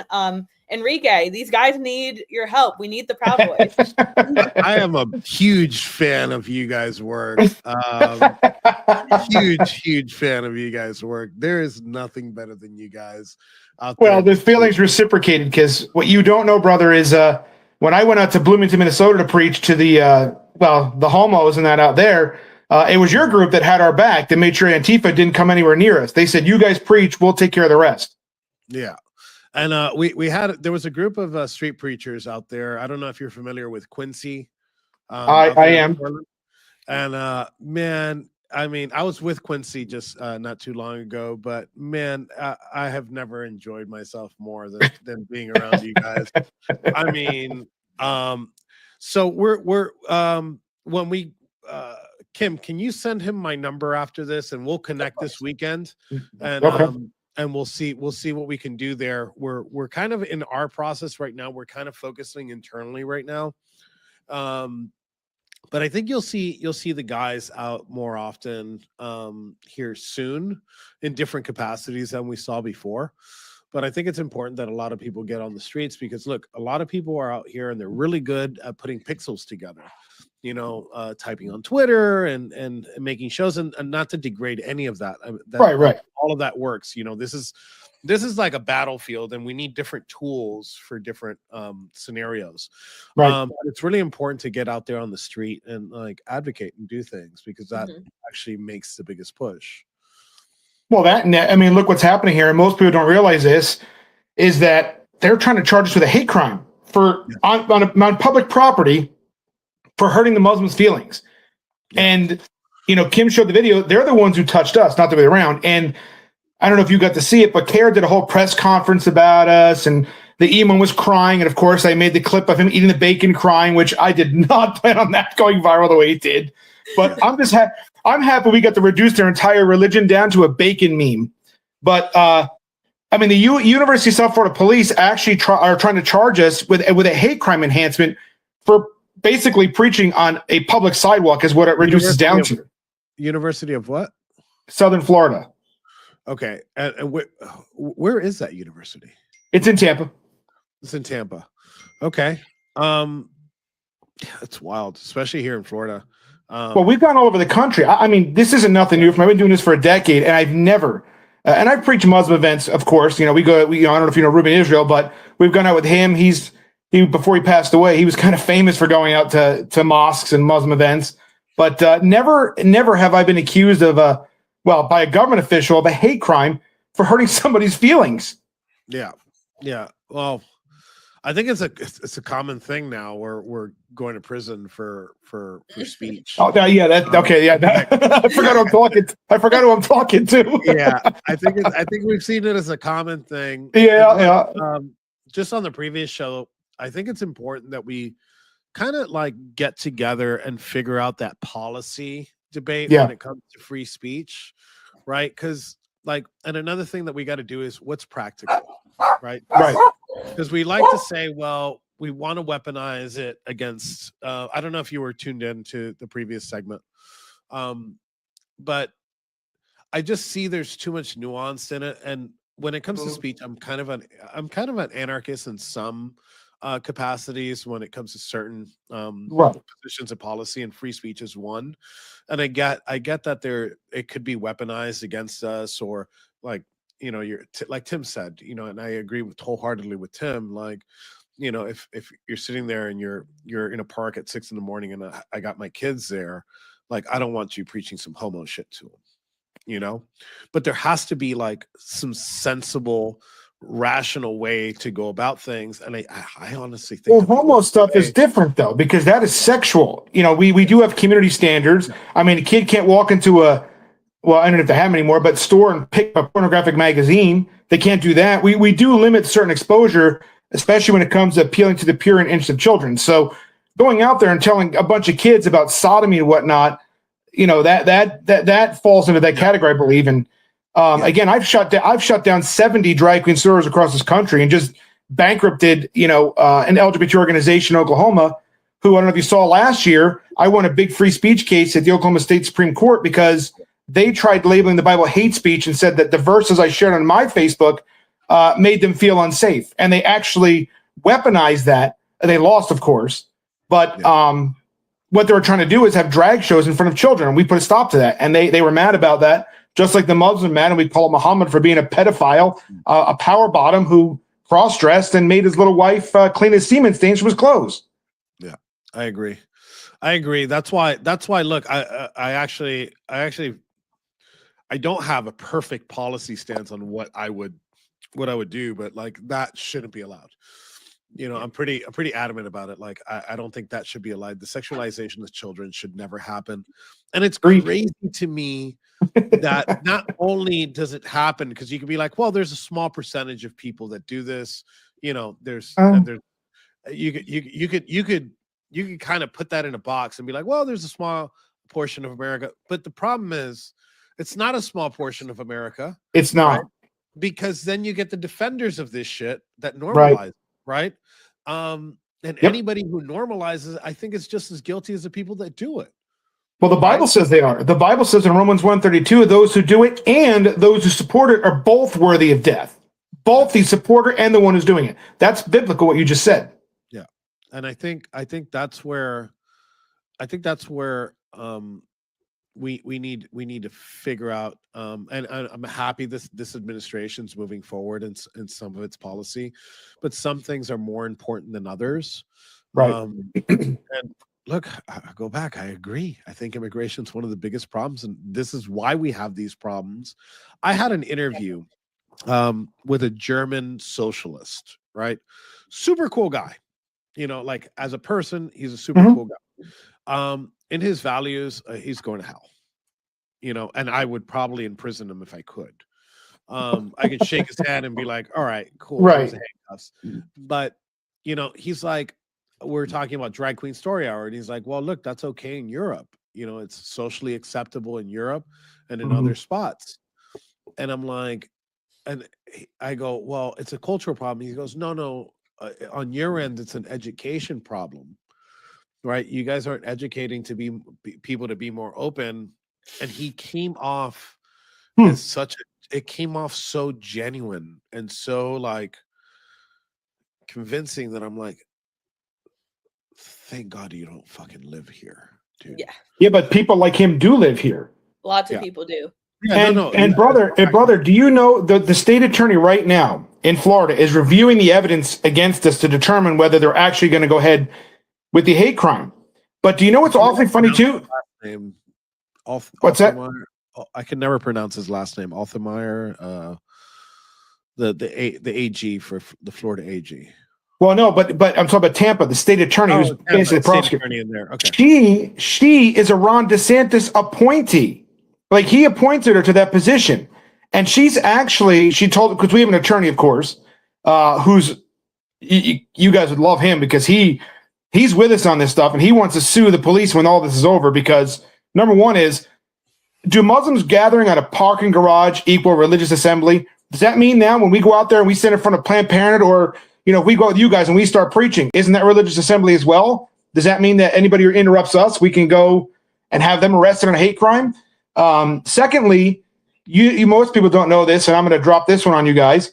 University of South Florida policy says they're not supposed to be up there to have an event anyway, that they need permission, and they did not have permission, and they admitted it in the news.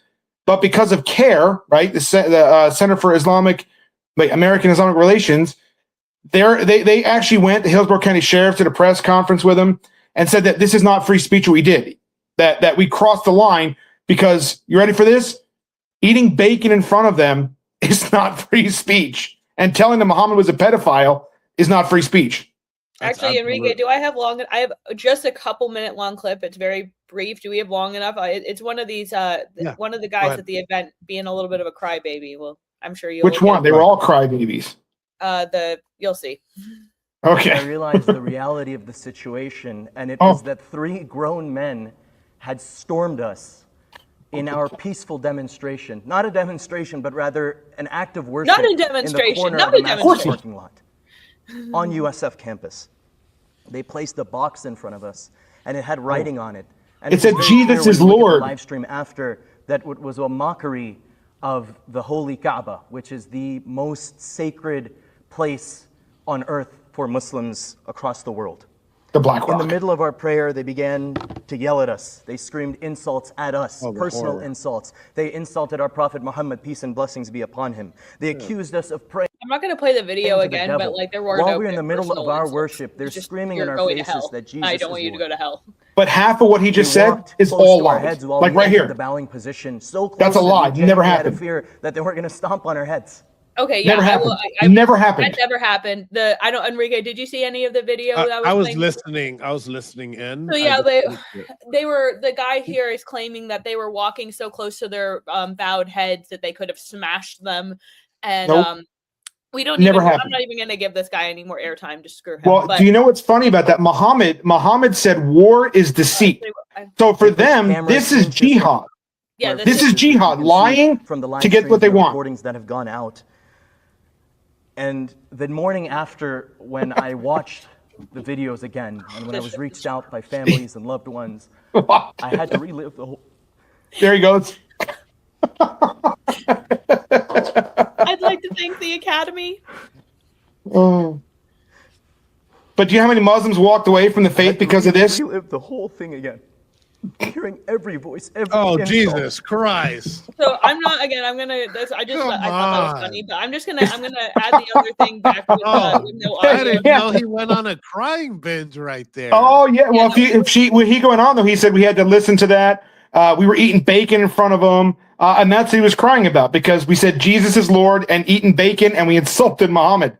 But do you know how many people walked away from the Islamic faith because of that? Because Islam only understands control, dominance, and strength. And in that moment, he was perceived as weak. And I've heard.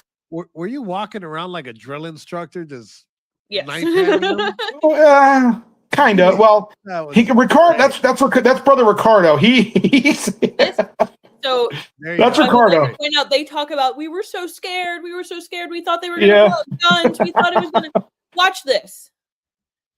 Take that towel off your head. Got towel on here. Watch him repent. Repent, you child.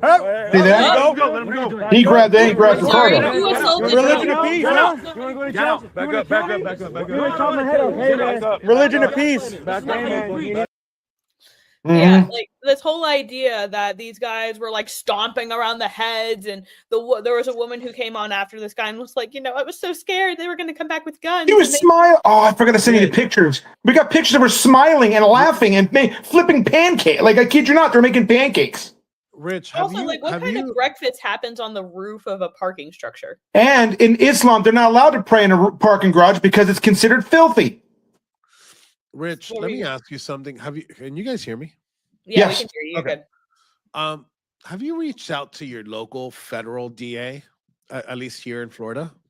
Like No, I have. I reached out to every Republican senator and every Republican House rep. I only heard back from one. If I were you, I would go ahead and reach out. That's a good idea. The federal, the attorney assigned to, and I believe that's the Middle District of Florida. I think it extends over there, but I would reach out and I would actually also, she's very receptive. I would Really? reach out to Harmeet Dillon, right? Why do I know that name? She's the civil rights attorney for the United States. And That's why I did reach out to her because she made a comment on X about this. Okay. So reach out to her office. And I think that if those two avenues don't look like the path, I'd get an attorney and I filed a federal lawsuit against I'd file a lawsuit in federal court against them for violating your free speech rights. Well, not even that, but they trespassed us, right? And they trespassed us after the fact, which you can't do that. You're right. You're not allowed to trespass somebody to satisfy a complaint. And then if you watch, I don't know if you have the press release, Kim, from the South Florida University Police Department. Yeah,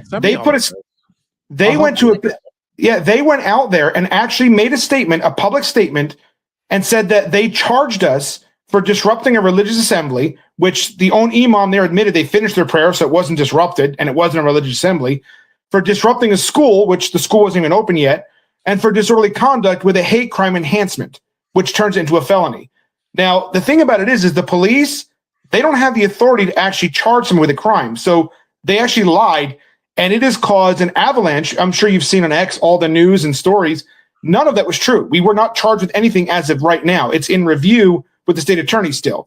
And my lawyer has sent over, a packet. They asked him, the prosecutor asked my attorney and says, now, this is the first time any of you guys are hearing this. Nobody knows this except for right now. The prosecutor reached out to my attorney and said, do you have anything you want us to look at before we make a decision? Which tells me that they're looking for an out, the prosecutor. Yeah. Right. Absolutely. But it is a Democrat. It is a Democrat in the office. It does open them up to litigation. Yeah, well, we're definitely going to look at that one too. I'd love to follow up with you on this, and I'd love to help you out to see if we can do something about it, because it is a violation. Look, you guys didn't touch it. Agreed. Were you loud? Yes, but that's actually we're loud. We brought a bullhorn, but we didn't even use it. Yeah, but I'm just saying, like you could be like, oh man, I don't like what these guys do, or whatever, because I've heard it before. I've heard it from the right. Oh, well, I don't like what they did. What they did is wrong or whatever. It's like, you could be like, okay, yeah, you know what? You could say that. That's fine. Yeah. But to say that these people should, the law should do something about it. No, you guys didn't touch anything. Were you being disruptive? Absolutely. Yes, you were being disruptive. And free speech is disruptive. I'm sorry. That's right. We didn't walk into their mosque and bother them while they're praying in their mosque, because that would be trespassing and all that. We didn't do any of that. It's basically a public sidewalk. Even in a mosque, this happens all the time, right? You can walk into the mosque and start a shit show, and they tell you, I can't. Then you can leave. I can't. They won't let me. I can't go in any mosque right now. I'm like, you should see my Instagram messages, the amount of death threats I got. I mean, I had, I don't know if I sent it to Kim. I had Muslims threatening to rape my wife and my 11-year-old daughter. They called her by name, threatening to rape my wife and my daughter. I just another guy. The amount of death threats that I myself and Chris are receiving is off. But what are they going to do? Because let them come to my house, because I'm in Texas. I promise you, they come to my house, they ain't going to leave walking out of here. Yeah, I have a buddy of mine that passed away. Really, really good friend of mine. We have a mutual friend. Kim, probably know who he is. Sabo. Yeah. I'm waiting to receive it. Sabo. He made one exclusively for my buddy Josh, and he built a toilet paper roll with a case out of a Quran. And it's literally the outside shell is hardcover, right? And it opens up like a box. And the inside, he got every single page on there, and he used this glue, and he made it a toilet paper roll, and he put the cardboard in, and it is like this fucking perfect piece. So I'm waiting to get that. Was Josh's. See, we need that, because we enjoy, as street preachers, which you're familiar with us. Yes. We enjoy taking props with us out to these events. We had the bacon there. We've brought out, because I don't know if you know this or not, but Muhammad was actually a racist. He called black people raisin heads. Ruben brought to Dearborn a pig's head. We did that at Austin, but it was a homo that was the property manager, and he kicked us off. When Valentina Gomez grabbed the microphone, you saw that when she said Islam is, what if you watch the video again, you'll notice all the cops are focused on the left of that, because they're worried about me and David Grisham, because we were there with a pig's head and our shirt said Muhammad was a pedophile, and they moved us off to the parking lot, so they were all worried about us. Mm-hmm. And Valentina, they didn't even see her coming. Yeah. No, yeah, they didn't see her coming. She came in. You know, Yep, she they were does all worried vlog about us. we had a pig's head. It was she gross does and dripping vlog on us, but sometimes. But yeah, she's great. I got to get off here. all right. have Yeah, I'll be Kim- in touch. Are you coming to Dallas on the 13th with Jake Long or no? No, I can't make it, man. I wish I could. I just got a lot of shit that I got to do this month. It's Christmas and it's tough. Bro, to you get tell me. We can help. Listen, we can raise money. If you want to come out anywhere and you need help with it, we can do it. Yeah. I mean, I would tell you yes, but it's just a scheduling thing that Gotcha. I have this month. Well, we probably won't be with him because what you don't know is there's another pro-Palestine event happening about 2 hours away. Do you remember the woman that was extradited here for killing soldiers and that she's in prison, got a life sentence? Yes, I remember that. Well, they're having a thing in front of where she's in jail in Fort Worth, and they're going to have a prayer thing. So we're going there on the 13th. Oh, wow. Oh shit. Okay. Let's keep in I'll touch. link you guys. Let's keep in Yeah, touch. definitely. Maybe something in January I could probably make. Well, that's what I was going to ask because we want to go to the Somali event and the big one in June. We want to go there too because the cops have made it very clear they ain't going to help us. Excuse me. Did you say you're going to go to Somalia? No, the Somali event. Oh, okay. All right. No, I'm not going to Somalia. I won't leave there. I was like, man, I mean, Yeah, no, I'm not stupid. This guy's taking it to like fucking the X Games of fucking street racing here. He's fucking good at Yeah, I'm not Somalia. stupid. Yeah. All right, Rich. Pleasure, All right, brother. man. Nice to meet You you, too. Kim. Love ya. Have a nice day. And Kim, call me a little bit later. I'm going to be on. Oh, just one thing. At 5. Oh, how long are you going to be on here? We'll wrap up before 5 if you need me to. No, I don't need it. I'm just gonna get on another show, so I'm not gonna plug the show I'm in. Stay watching Kim's show. Oh, no, sit in we'll here wrap with if Rich. you. when Oh, you're by the done way, with by the way, you guys, just so you guys know, we have somebody watching right now who is making a documentary about me next year for Netflix and Hulu. And he's watching right now. And I told him about you already, Enrique. If I said your name right, I told him about you, and he would be interested in having you in it as well. Yeah, come on down. Come on down.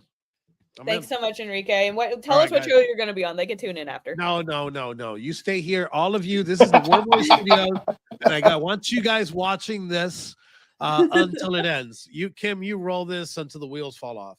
Love I you. will. All I right. will. Thank you, Enrique. God bless. Oh shit! I almost ended stream. Don't was do not- that. Oh. Enrique, DEI, God bless, brother. get out of here. I'm just going to remove you. There you go.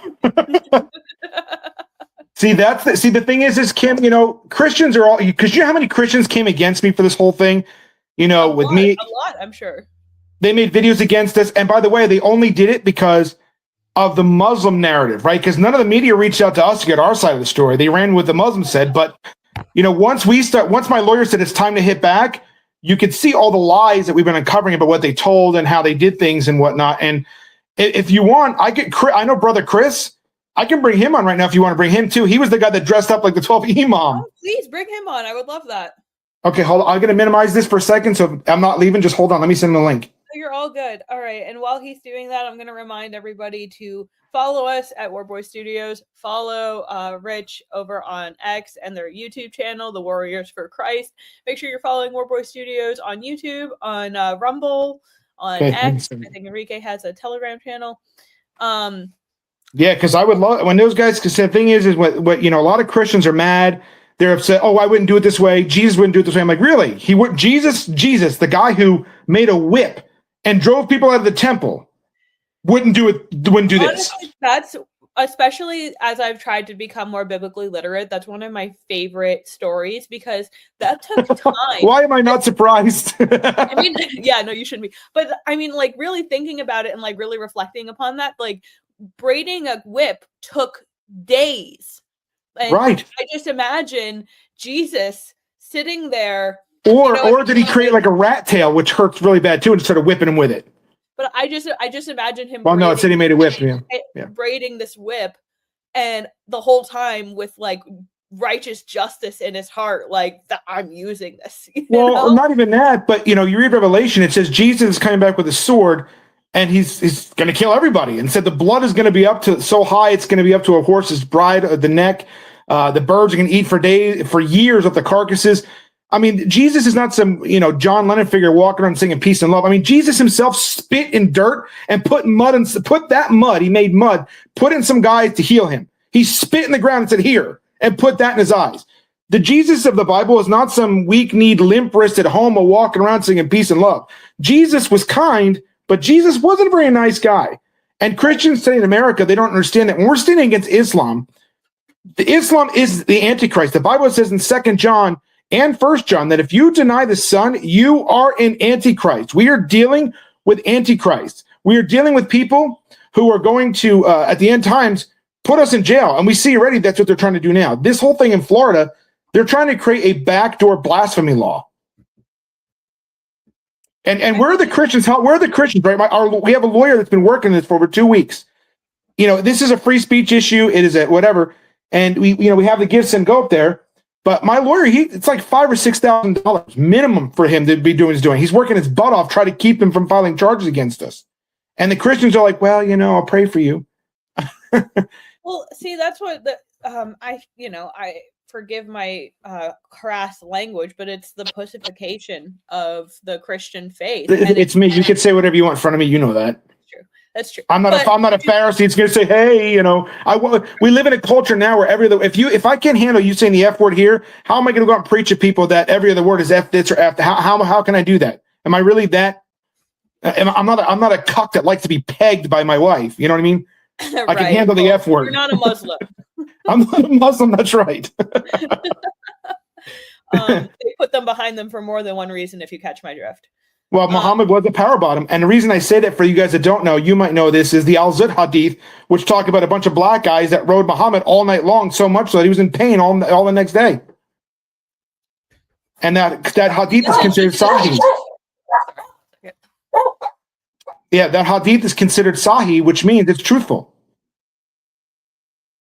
See, people don't understand how evil Islam is. Like, Enrique got off before I got to say this, finish it, but Muhammad said war is deceit. So for the Muslim, lying is part of war. The fact that these people are doing this, they're lying, they're trying to tell you they're peaceful. I could show you they're not, and you know that already. Is part of jihad. This is a holy war they're waging on America. Patterson, New Jersey. I'm from New Jersey. I grew up right on the corner from Patterson. They, just like Dearborn, most people don't talk about this, but they got the call to prayer going through Patterson, New Jersey as well. How many people know that we know Dearborn, but what about other places like Patterson? They do it all the time there. Just wanted to put up, I'm sorry, we still have the dog barking here. He's an old That's okay. but, I could go outside. I could go outside and show you my kangaroo if you want. Oh, I'd love to see the kangaroo. But I did. Would you plug your Give Send Go? Just oh yeah, the people it's just givesendgo.com/official street preachers. And this is for our attorney fees. And if they do file a felony charge against us, we're gonna have to turn ourselves in on a warrant. And because of the hate crime thing, it could be anywhere from $5,000 to $10,000 bail. If they do that, I don't think it's going to get to that point personally, but you never know. I mean, on the MSA and Kim, there's so much I could talk about this. The Muslim Student Association cares. We've got Chris has really done a really fantastic job about this of getting all the stuff. I mean, he's got a video of their training where they basically tried saying that your grandparents were, your grandfather married your grandmother when she was 10, which is not true. Tried to say that the age in America was 10. It wasn't. It's a lie. But Chris has really done a fantastic job of getting this information. The MSA working with CARE on documenting things to turn it into hate crimes. This is a coordinated effort by Muslims to turn our speech into hate crimes. If we speak out against Muhammad, if we speak out against what the Quran says, if we speak out against the hadiths, because you can't have the Quran without the hadiths, this is what they're doing. And if a Muslim dares tell you that Aisha was not 9, whatever, I want you to go to Quran chapter 65, verse 4, which this is the Quran. It's not a hadith, where the Quran itself gives a prescription for marrying a prepubescent girl. Yeah, it's in the Quran. It's disturbing. It's really deeply disturbing, and it also, and they're permissed. They have permission from their religion to lie to intentionally divert. So, when that's worked into the very fabric of your religious being, then you can't. These are not trustworthy, reliable people. And you can cry about religious freedom all day, but I said it many times. There are just Islam's not a religion. Islam is not a religion. It's called not a din. legitimate religion, and it's also there's nothing about Muslims or Islam that is compatible with Western society, and there's nothing Correct. big. And I said that, And I said that in the video, which I was trying to in my computer or whatever, but I didn't see. I think you played the whole thing where I said Islam is incompatible with America because here, you can say what you want to somebody. You can hurt their feelings. You can be offensive. In America, you have the right to do that without somebody putting their hands on you. If they want that, go back. That's why I said go back to Saudi Arabia. If you want the ability to put your hands on people for offending you, go there. Because in America, it doesn't work that way here. They can say whatever they want to us. Right? They can call us whatever they want. That doesn't give me the right to put my hands on them either. But in their view, in their din, right? Because Islam is not a religion. It's called ask them. It's called the din. So it's a societal, judicial, religious, their entire life. So again, they only call it a religion to take advantage of our religious freedom laws. But the truth is that it is a political ideology. It is not a religious belief because they need to control every aspect of your life. I mean, remember, I just put a video on my Instagram, I don't know if you saw it, of a Muslim scholar saying it's okay to beat your wife. Just beat her a little bit. I mean, a little bit. Just a little bit. Smack her around a little bit just so she gets the point. Not enough to where you hurt her permanently. I mean, can you imagine as a woman wanting to be in a system like that where if you burn your husband's food, he can backhand you to teach you a lesson and you have to sit there and take it and you can't go to the police, you can't do nothing? Can you imagine what kind of woman wants to be part of that oppressive system? No, and it's laughable to me because I've seen a lot of anti-Christian narrative that talks about, how the Christian women are called to be submissive, as if these to their husbands, to their husbands, not to everybody else, to God and their husbands. And well, like I said, they pervert. I was saying they pervert what submission means. It doesn't mean. But the flip side, husbands are to love your wives as Christ loved us, and that doesn't mean smacking your wife. And if you love your wife, you don't beat your wife. I mean, call me crazy. But if you love your wife, you don't beat your wife. And a submissive wife submits to a husband who follows Christ, Christ's example, because she has to trust you enough to say, hey, you know what? I'm going to follow my husband's lead because I trust that what he's doing is right. And a good husband, and I'm sure your husband does this with you, a good husband will absolutely take his wife's counsel into consideration when he makes a decision. I would never do anything like without saying, hey, hon, what do you think about this? Or what do you think about that? Yes, the decision falls on me, but I would be a really terrible husband not to even consult or consider my wife and her opinion when it comes to our family.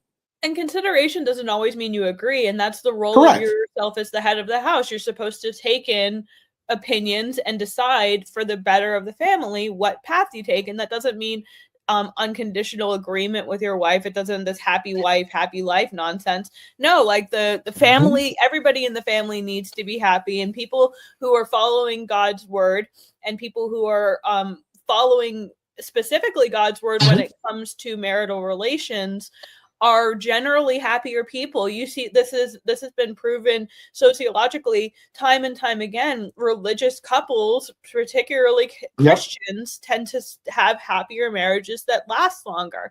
They pray together. They tend to stay. You're right. 90% of couples who pray together don't get divorced. And both my wife and I are from liberal New Jersey. We're not liberals, but we're from New Jersey, right? We have the same views. But look at we follow Christ, of course. I do what Jesus tells me to do. My wife, and I just want to give my wife kudos for this because she's well aware of what's going down in Florida. She's well aware that there's a possibility I could go to jail. And you know what? A lot of women be like, "Oh, why'd you do that?" Not my wife. My wife's like, "God, do what you got to do." This is the right thing to do for Christ. We didn't put our hands on them. She knows that the Bible talks about Christians being persecuted for our faith. And my wife has never once in all the year I've been doing this, all the places I go, never once has she criticized me for doing this. Never once has she complained or murmured, even at the thought of me getting a felony charge for speech. Because in her view, she says, I know God's got this. I know that even if they did it in federal court, would never survive a federal challenge.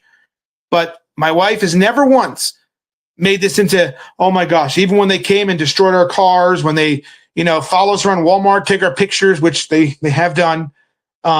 She never once complained about it, ever.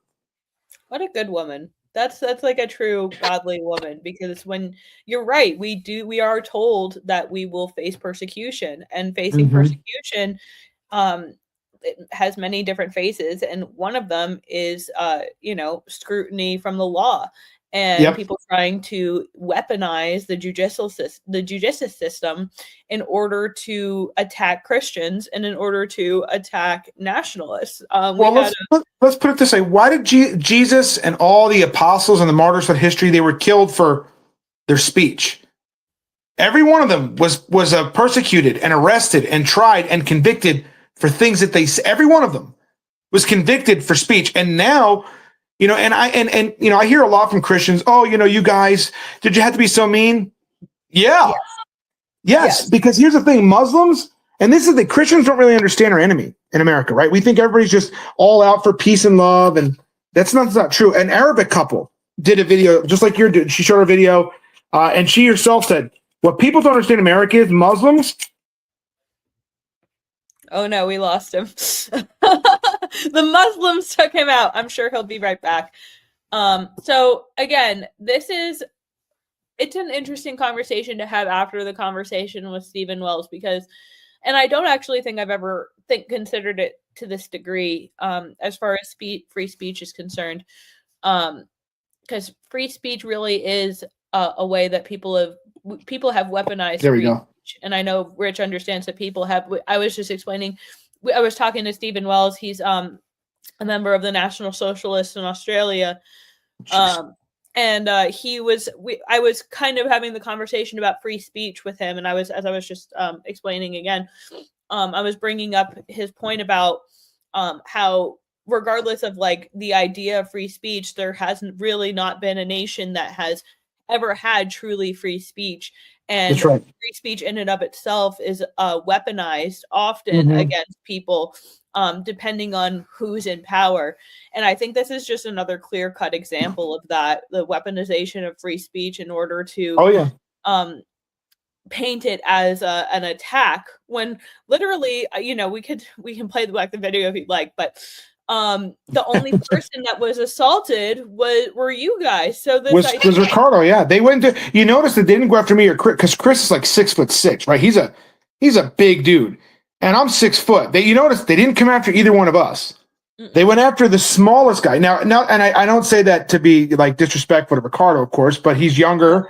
He's younger than both of us. He's shorter than both of us. But you know what? They went after him, and Muslims do that. And what I was saying before my phone cut off was, an Arabic couple did a video on us, and they're like, I wouldn't do it the way these guys did it. But in Muslim world, all they understand is strength. They when you're nice and, oh, we love you and all that stuff, they perceive that as weak. Yeah, they only understand. That's why they pray in public places like that. That's right. That's exactly why they did it. Right. Rebellion. That's why you see in certain places around the world them literally laying in traffic. This isn't an act New York of City. religion. This is an act of aggression. That's right. And they do that to dominate. And that's what we don't understand, right? Because we've gotten so comfortable with, oh, I'm persecuted because, I hate my job, or because somebody in front of me on Facebook, it's persecution, and that they forget that, like us. Well, if you were nicer to them, maybe this wouldn't happen to you. I'm like, they killed Jesus, right? Like, they killed him for what he said. Not because of what he did, but because of things that he said. They killed him. Every martyr was convicted of crimes for not worshiping Caesar, for their speech, not because they did anything wrong, but for their speech. And today in America, we're losing our right to free speech, because even Christians today don't like being offended. You know what? Get over it. Being offended is part of life. Being offended doesn't give you the right to the silence of the people, or whatever. Because you know what? If you don't stand up for our right to speak, even offend people, when they're done with guys like me, who are they coming for next? Yeah, exactly. Alex Jones very famously was saying, when they're done with me, they'll come out. It's not just me. I'm in the way. He did 2 videos about us, Alex Jones. He did 2 about us. He's a good guy. Like Alex. The first one was kind of weird. I don't know, something was weird off, but the second one was really well done. Well, again, he's typical. I've seen him be good more often than not, and I have. I have no problem. I have no problem with him. Just like some guys are mad. Some people in my circle would be mad for talking to Enrique. Oh my gosh! I'm like, I don't care. Yeah, no. Those guys are the ones we went out and preached, and I meant what I said. It was the Proud Boys. It was not Antifa. It was the Patriots and the Proud Boys together that made sure Antifa. Well, remember, we were 20 minutes from George Floyd Square. It was those guys that made sure nothing happened. They said, "You just focus on preaching. We'll take care of them." When I went out to Michigan, it was 13 degrees. The Proud Boys were the ones out there when I stood against the drag queens out there. They're the ones that made sure nobody messed with me. It wasn't the Christians. It wasn't my brothers and sisters. Although I'm not going to say that those guys aren't. Clearly, the only problem that Christians would have with these guys is their language. Right. Get over it. Get over it. It's just language. Get over it. And that's the kind of issue that could be dealt with, at a more privately. Exactly. Right. And but it's not even that big a deal. We're talking about losing our right to free speech. We're talking about kids being groomed and sexualized, and you want to argue people over because they dropped the F-bomb? Oh my gosh. Yeah, well, I think very much in the same way that we're intentionally removing father figures from homes and destabilizing the nuclear family. Yep. The attempts and the push to nullify and pussyify the Christian community was an attempt to weaken the church and not an attempt to actually. I think that these like the excuse my I'm not gonna say excuse me, these faggots who become pastors are intentionally trying to subvert the word of God, and they're trying to do so under the guise of, well, no, I'm actually just a holy person and God never would have wanted me. God made me in his image. I didn't pervert it. God wanted me to be this way. And actually God being homosexual or lesbian actually effaces or literally perverts the very image of God. It perverts his image. So like I said, I think that when you look at the state of the modern Christian church or the modern Catholic church with the rainbow flags and the females in charge and the the whole like hippified God is peace and never vengeance or war or hardships. Yep. Not the God I read about. Meant to dismantle the church and to make sure that the people within the church are so weak that when people come to conquer them, they won't fight. They'll just say, "Oh, I'm sorry." Like it's the white guilt thing. It's like, "Oh, I'm sorry, I'm white. Do whatever you want to me because I'm such a bad person. I'm sorry, I'm a Christian. I don't want to offend you. So please take my church and turn it into a mosque. Turn it into a mosque or turn it into a homo haven or synagogue. Because that's exactly what's happening. Just leave us alone. Yeah, we love you. We just want to do what we want, and it's fine. You want to go in your building, but right? In America, you can go in your building and do that. But I have the right to stand on the public sidewalk and tell you what a filthy, disgusting pervert you are, what a child groomer you are. I mean, America has become the number one consumer of child pornography in the world. The number one consumer of child pornography. And in Washington County, Oklahoma, specifically where we were going after, where we defended our right to free speech against the homos there, they had a huge rise in homosexuality and drag queen stuff happening there. And do you know what also happened to go on the rise there? Child pornography. Child pornography. There's Brother Chris. Brother Chris, welcome to WARPAINT. Why don't you tell everybody? Chris, this is Kim. Kim, this is Chris. It's very nice. Hi, Kim. So you were in the famous video. Why don't you tell us a little bit about that? He's the 12th imam.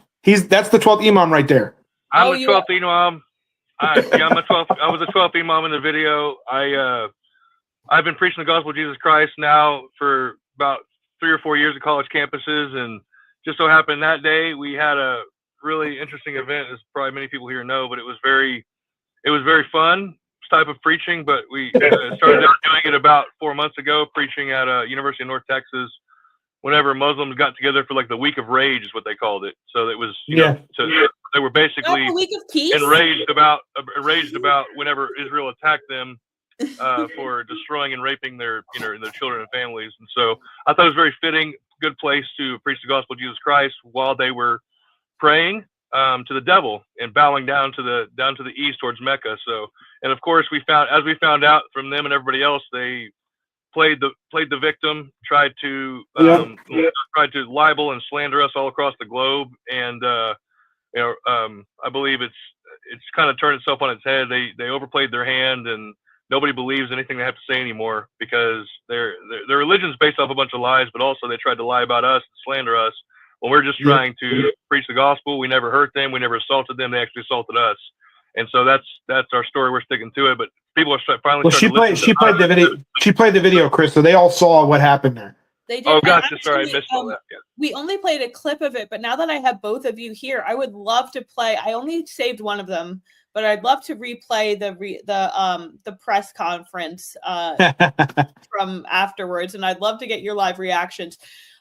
Feel free to jump in whenever. I can pause the video whenever I see one of you start to talk. So I'm just gonna put it up, and we'll live react to it together. Hello, my name is Abu Tahir. That's sorry, hold on. ABUTAH. That's the press conference. For years now, the USF MSA has had a tradition of hosting a Fajr and breakfast event where we do the morning prayer, and then afterwards we have a short Quran study, and then we all join each other for breakfast. And we've done it for years with no issue, and it's always been a peaceful event. On Tuesday, around 6:30 in the morning, 11 of us gathered the same way we always do, and we proceeded with the dawn prayer. I was leading the prayer, and we had a plan, of course, as always, to have our Quran study after. A few minutes into the prayer, I heard a few footsteps around me, and I just assumed it was another student joining the congregation. But then I started to see movement in front of me. And very quickly I realized the reality of the situation, and it was that 3 grown men had stormed us. So just real quick, he says he said 3 grown men stormed him. What exactly is he? Right. Must be a bearded child, I guess. But I thought it was hilarious. Whenever this guy, he literally was standing right in front of us, and at some points it seemed encouraging people to talk to us, never shoving them away, never telling us, watch out, we're in danger, never sounding the alarm about the storming we supposedly did. Storm because you practically tiptoed up to him. Right. Yeah. And they called it storming. Right. He literally had to hold people back from getting too close to us almost the entire time. Like if you watch the video. So it's completely backwards. Almost every accusation they made of us, they did themselves. Well, it's funny. They use hyperbole is what's happening. Oh yeah, absolutely. Remember the video, storming up was literally just them casually walking up to these people on a public roof. You know? That's it wasn't even, it was the partner. But my point is that he said 3 grown men. Every single one of them has a obviously he's probably the oldest of the group. The other ones are, so are they saying that a group of 20-some-odd-year-old college students are not men? Are they not grown men? If they're not grown men, maybe they need to go back home and live with mommy and daddy. Yeah, exactly. I totally agree. All right, I'm going to keep playing. I'm just saying. Not a demonstration, but rather an act of worship in the corner of a massive parking lot on USF campus. They placed a box in front of us, and it had writing on it.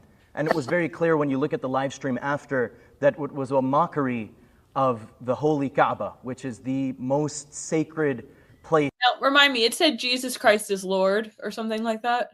Mm-hmm. Yeah, it's the Kaaba says Kaaba 2.0, Jesus is Lord. That's what it said. My thobe said Jesus is God. It says 12th Imam, Jesus is God. It says Jesus is God. That's all my thobe said. And Kim, do you understand the significance of the 12th Imam thing? Why he did that? Because a lot of people don't seem to understand why Chris did that.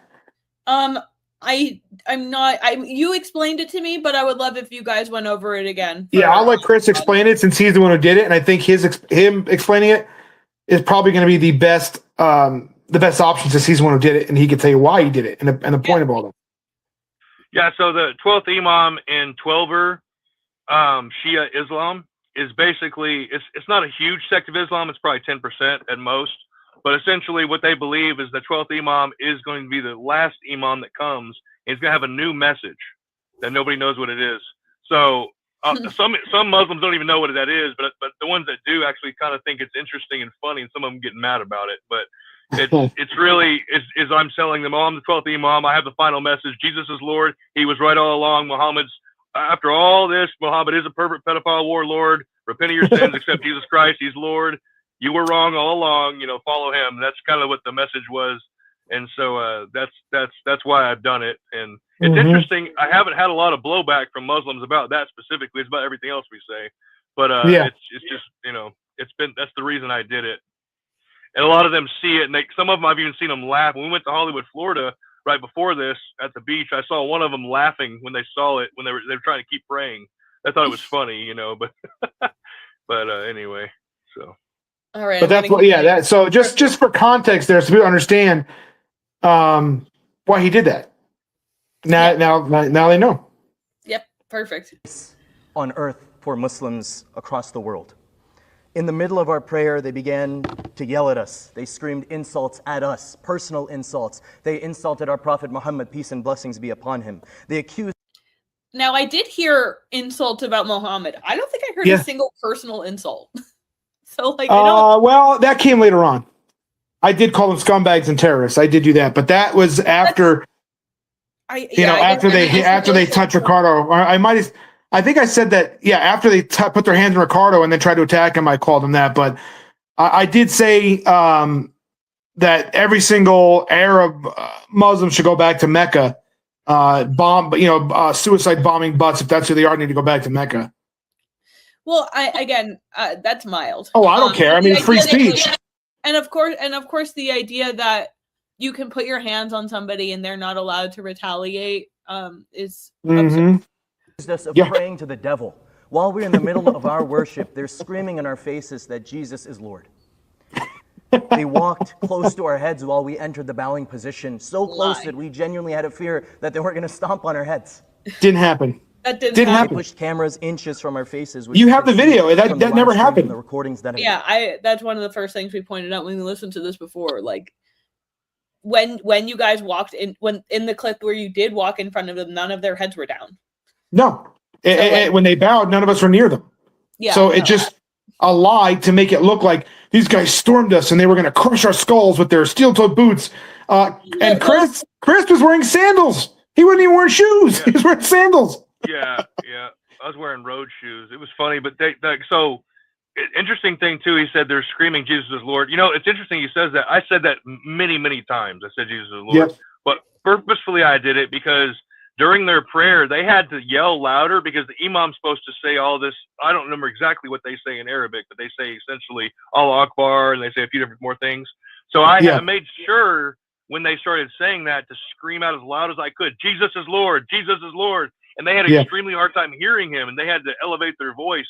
And so it was a screaming match on who was going to say that louder. And that's why he didn't like it. And that's why he really hated that one too, because now he remembers.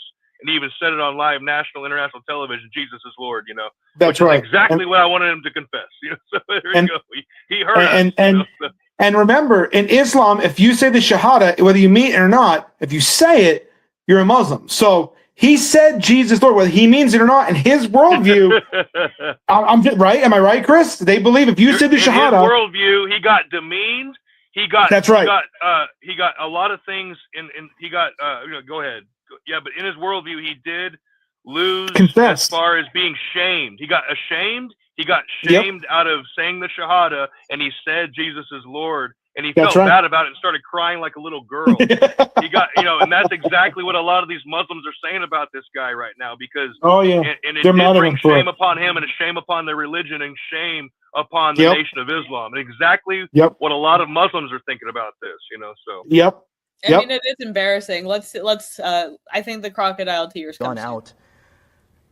And the morning after, when I watched the videos again, and when I was reached out by families and loved ones, I had to relive the whole. Don't laugh at this. Chris is laughing too, like crying. A grown man crying because words hurt us. A grown man crying. I had to relive the whole thing again. I could smell the bacon. Oh, that's coming next. Every voice, every insult, every atrocious claim that they had made against our religion. For what? Something that our Constitution promises us that we have the complete right to do. Your Constitution? Well, but he's right. The Constitution does give them right to do their religion, but it gives us the right for ours as well. And he forgets the Constitution doesn't get to say, well, you're on public property, so you get a magic shield or a magic bubble that shields you from criticism. If you don't want to be criticized, go into your mosque behind closed doors where we can't go. That's what I'm saying, though, is like he claims, rights behind the Constitution, but they don't respect the Constitution. They don't. What doesn't matter? I'm not a government agent. Neither is Chris. Neither is Ricardo. So that whole claim is not going to do anything because we're not there. We, as private citizens, we cannot infringe on this constitutional rights. We are not the government. We cannot do it. There's nothing we can do. That's not illegal. Right. Aside from like if we physically try to stop them, yes, that's illegal, but that would be more battery or assault, things like that. Mm-hmm. But if they wanted to, and you know what? Why couldn't they get up and move to another part of the parking lot? If they felt so threatened, why did they stay there? Why couldn't they, move to another part of the parking lot? I'm still wondering why they weren't in a building and not like in a parking structure. Chris can explain. Chris can explain that. Why is that, Chris? Any ex-Muslim or even Muslims that are honest, which aren't many of them from other countries, will tell you this is essentially them trying to dominate our turmoil, our the land of Islam. They believe the land of Islam is not only Saudi Arabia. They believe the land of Islam is not only places that they currently have and are mostly Muslim. They believe the land of Islam extends to those places they're trying to conquer. It's a conquering warlord religion. So and they believe that God is going to give them. They believe that God is going to give them this land. And it's going to be under Sharia law. And they believe part of that display of dominance is to come outside, is to proclaim. And whenever they debate you, that's why they won't admit faults or ever say anything. All they'll do is attack your religion. They'll never admit anything bad about Muhammad unless they slip up really bad. They'll always try to maintain face, and they think that Allah is protecting them, and Allah will bring them and conquer this land. And part of doing that is to publicly display and disgrace us into allowing them, and just like they're trying to do here, is they're trying to create a blasphemy. Well, we can pray on a rooftop where we haven't reserved, and it's not our space, but this is their nation, their land. And just like they're one of the people that came, one of the lawyers that supports them, he actually tried to tell us personally on one of his videos, this is our land, this is our constitution. And if you don't like it, I'll help you pack. That's what he told us. That's what he did say. A Muslim man said that on a video to us in response to us doing this. Because it's a veteran who he said it to me. I am a veteran, a United States Navy veteran. I have a Muslim telling me, a veteran, that if I don't like Islam, that I should leave America. Think about that. If I don't like them practicing religion in public, now again, I may not like it, but if they're here, they have a right to do it. I have a right to criticize it. I have a right to protest against it. I have a right to preach against it. But a Muslim was telling me, a disabled veteran, United States veteran, that I should leave my country, that I fought for the rights for him to do that, telling me I should leave if I don't like them coming to get, doing what they do. No. How insane is that? It's insane, and it's just totally the antithesis of anything like American and like truly part of our value system. Yep. I'm going to keep playing the video. We don't have that much time left anyway. Until the prayer ended. And once we were able to look up from our prayers, because the nature of our prayer is such that we can't turn around, we can't move until the prayer is over. We had a thought in our head, do we break the prayer? Do we end the prayer to address whatever's going on to ensure that we all leave safe? We all go home safe. But we had finished the prayer regardless. And after Hear that? That's important right there, Kim. To see they finished the prayer. So they're trying to charge us with interrupting or disrupting a religious assembly. Number one, it's not a religious assembly. Number two, he admitted 3 times that they finished the prayer. And Florida law says in order to disrupt a religious assembly, you have to do something to impede it or stop it or whatever. He admitted that never happened. They're not very bright. And taunting us in our faces with bacon, which is, as everyone will know, a clear violation of bacon is Islamic delicious. dietary restrictions. They were offering it to us, saying that certain scholars have made it permissible now and making it a complete mockery of our jurisprudential approach in our religion. The entire time the question was running in our head, is this individual armed? Does this individual want to hurt us? These are 50-year-old grown men, more than double our age. They have a foot on me. Oh no! We had no idea whether we were going to leave their seat. Oh no! There's 11 of them and 3 of us. There's 11 of them and 3 of us for 13 minutes, and you can look up any live stream on YouTube. Finally, they left. They departed. They departed. And we had to sit there and wait to see if they were going to come back. And They were flipping pancakes. if They were gonna come flipping back, were they gonna come pancakes back with before we something even worse? left. Were they going to come back with more ill intentions? They were coming after us. This is nothing short of absolutely disgusting. And that is actually the most apt description I can give of such a thing. What happened That's that right. Tuesday morning? So Americans exercising our First Amendment rights, both religious and speech, to this Muslim, think about this. This is what Christians understand. He's saying that us exercising our First Amendment rights is disgusting. That's what he said. Yeah. No, it's absolutely insane. Like, And Chris, would you think it's fair to say that this guy is saying in this moment right here that their religion supersedes our constitutional rights? That's what he's saying. That's how I got it. The religion Even and more their than that, feelings. it's that he thinks not just that. He thinks that what we have done in speaking out against his is worthy of felony charges. And That's so right. And that's exactly what this whole thing is about making us not only like misdemeanor assault type charges. He's talking about extreme felony hate crime charges against us Right. for speaking against his religion and proclaiming Jesus as Lord. Right. And so that's all we did, and that's what our crime should be according to them, all of them. Right. So. None of us said that it should be a crime for what by him sitting there praying in a parking garage. Well, I think it's stupid. Hey, whatever. I refuse to let this be a temporary step in one direction that just lasts for 3 weeks while it's a trending topic, and when the headlines go down, so does this movement. Yes, and it has. I'm genuinely afraid. I was movement. born and They're raised trying in to start a Tampa, movement Florida. here. I might look a little But it different. wasn't a work out well. demonstration. I have had a very, very great childhood right here in Tampa, Florida. I grew up with a lot of the people that I'm looking at right now. And yet he wants to change that. He had a great childhood growing up here, but he wants to make it different for your kids. Exactly. He doesn't see the irony Being in able to that. practice our faith and the right to practice our faith in peace. I am genuinely. Hold on there a second. Nowhere does this say you have a right to practice your religion in peace. You have a right to practice your religion. This is true, but nowhere does it say in peace. Because again, I don't think it was unpeaceful. We did. It was peaceful, and there was no. Well, we weren't violent, but we have. Again. So their definitions don't bother us. So based on his definition, no, you don't have a right to practice your religion in peace. You have a right to practice your religion without the government stopping you, but you don't have the right to practice your religion without us practicing ours as well. Especially if you're going to do it in public. Exactly. On public property, which SFU has made it very clear that parking garage is open it's a public forum. It is state funded property. If it was not, we wouldn't have gone. Correct, Chris? If we were not allowed on there, if it was private, we wouldn't have done it. Yeah, we researched things very thoroughly. You have to when you're in this line. Yes. That my children might have to grow up, and if this doesn't stop today, and it doesn't stop now. Thank you so much. He cried over bacon. That's A-B. Yeah, He no. cried. He literally- cried over bacon.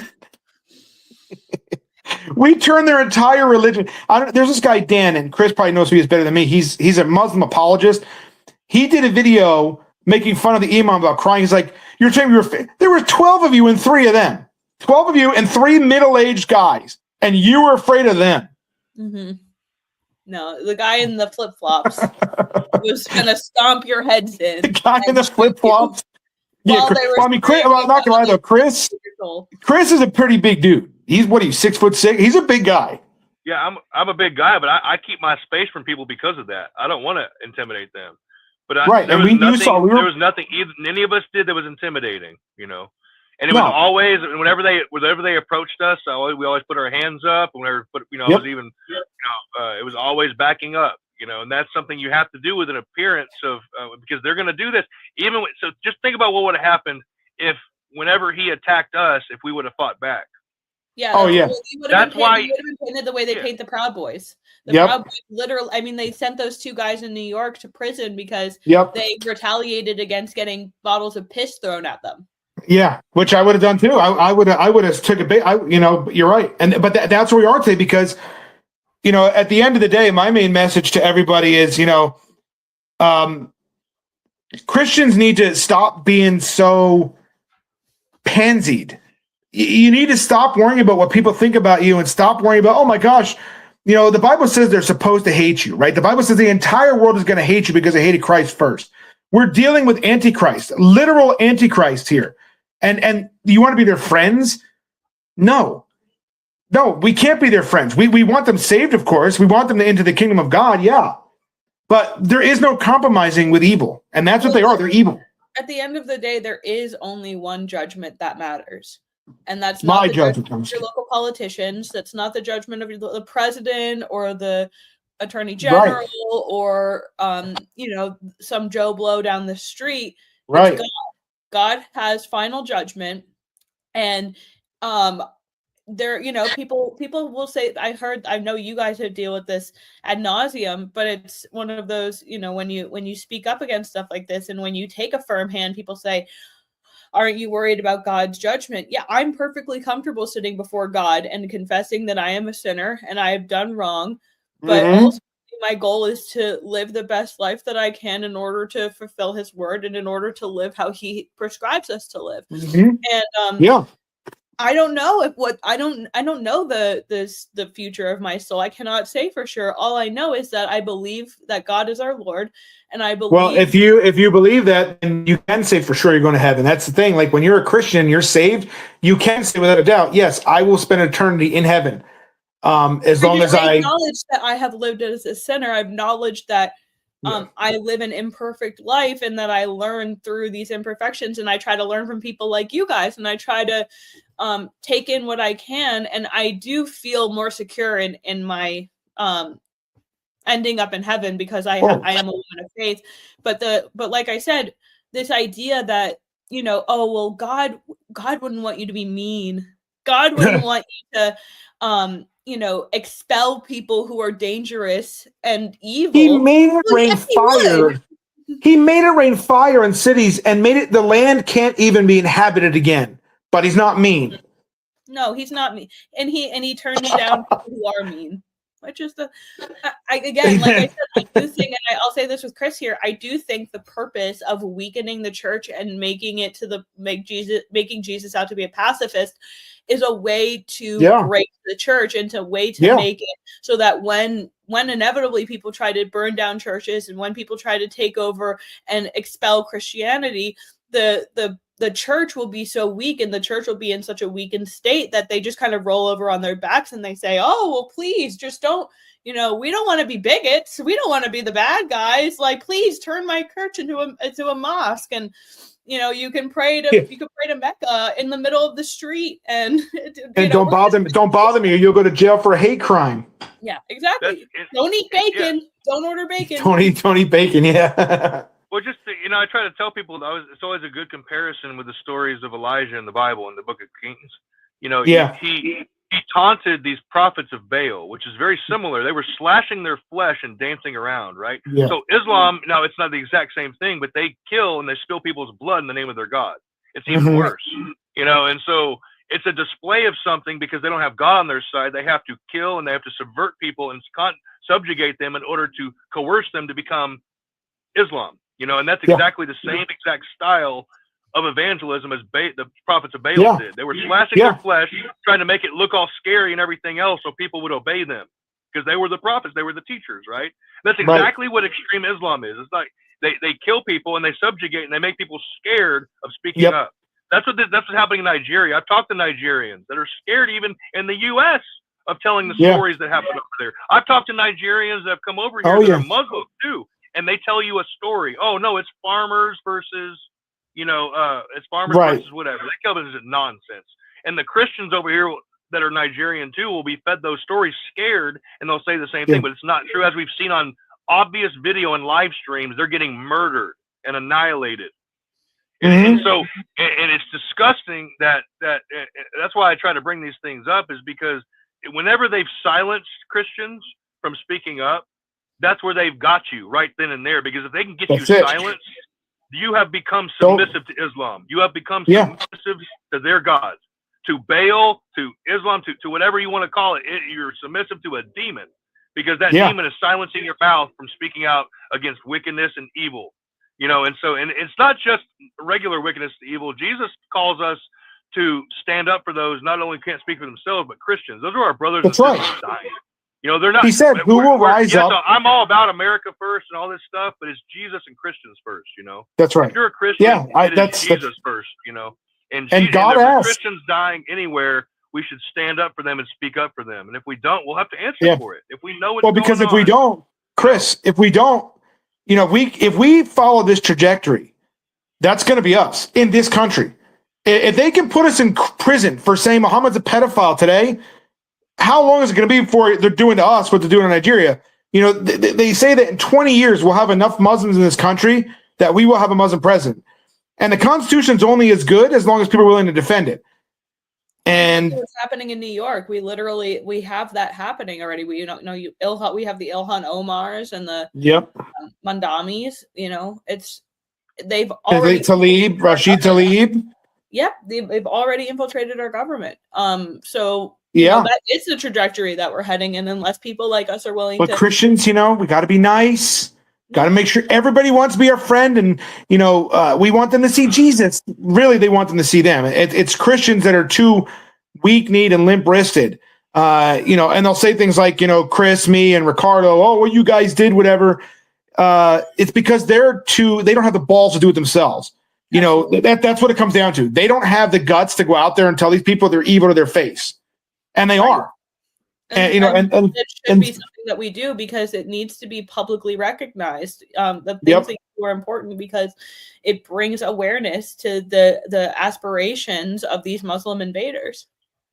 And that's what they are. They are invaders. Make no mistake about it. Like Chris said, Christian first. I will proudly wear the label of Christian nationalist. I believe that we need to have a country full of Christians, not homos, not Muslims, not Buddhists, not whatever. You know, because again, if our country turns back to God, he tells us in Ecclesiastes that if my people will humble themselves and turn from their sin, that God will heal our lands. But that requires his people, that's us, Christian, to humble ourselves and admit and turn back to him. God will heal these lands. But that also means to go out there, because God says in the Old Testament, right, Chris? Who will rise up for me against evil? Who will stand up for me? God is asking, who's going to do it? And standing up from doesn't mean making what Enrique said earlier, you know, keyboard warrior on Twitter. No, that means going out there and actually standing up. And, you know, Chris likes to quote this one, Isaiah 58:1, you know, lift up your voice like a trumpet.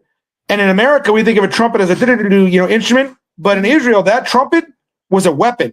That is a weapon that brought down the walls of Jericho. That is a weapon, a rally to battle. That's what we're supposed to do. It is a battle cry. Stand up, lift up your voice like a trumpet, rally the troops, bring down the walls of Jericho. That's what we're supposed to do. All right, guys. Well, we're going to wrap up this interview. I really appreciate you guys both coming on. Why don't you, Same here. starting with Chris, please let us know how we could follow and support you guys. Oh yeah, I mean, follow and support. I mean, really, we have a lot of you know, Rich has done this a lot longer than me online with teachings and everything. But just, you know, there's some legal fees we've had lately. You know, Rich on his channel on Crystal Street Preachers has a Give Send Go. I have a channel, Kingdom Reconcilers, on there as well. I have a Cash App that's set up for that. It's essentially we're trying to raise money for this legal fees that we're associating with all this stuff that we're being fought against with this USF scandal. That's happening. So that would really support and help us right now, but also with prayers, and we're helping. And we love people to come out too, not just, you know, if you want to connect with us, we want to start a movement. We want to start sending people out, because as in Islam, their great adventure is to go into the world and destroy. Our great adventure as Christians is to go into the world and preach and to give the message of Jesus Christ, you know, and that's preaching great how exactly. And we are longing for people to obey Jesus Christ. And however that's preaching great again. Right. And we're giving them with a message. We're not giving it with force. You know, we're giving it with a message. And so that's what our that's what we like to do, and what we try to do is support people as well and come alongside and help them too if they want to reach out. We love doing that. Both of us do. I know that. So Yep. Amen. Yeah, coming out with us and standing with us is more, because when people see that, this stuff stops. You know, we get people to join us at these preaches that we do. We always publicize where we're going, except for this Muslim thing. We didn't do that. Chris kind of found this one out last minute, but still, most of the time we go out and preach somewhere, we're very public about it because we want Christians to join us. You want to change this country, honestly, and for the better. That requires getting out of the safe space of the church. That requires you doing more than typing on Facebook or X. That requires you getting your butt out there and doing something and saying something and standing up for God, standing up for the truth. Because if we don't, we're going to lose our country. Simple as that. All right. Thank you guys. Alrighty.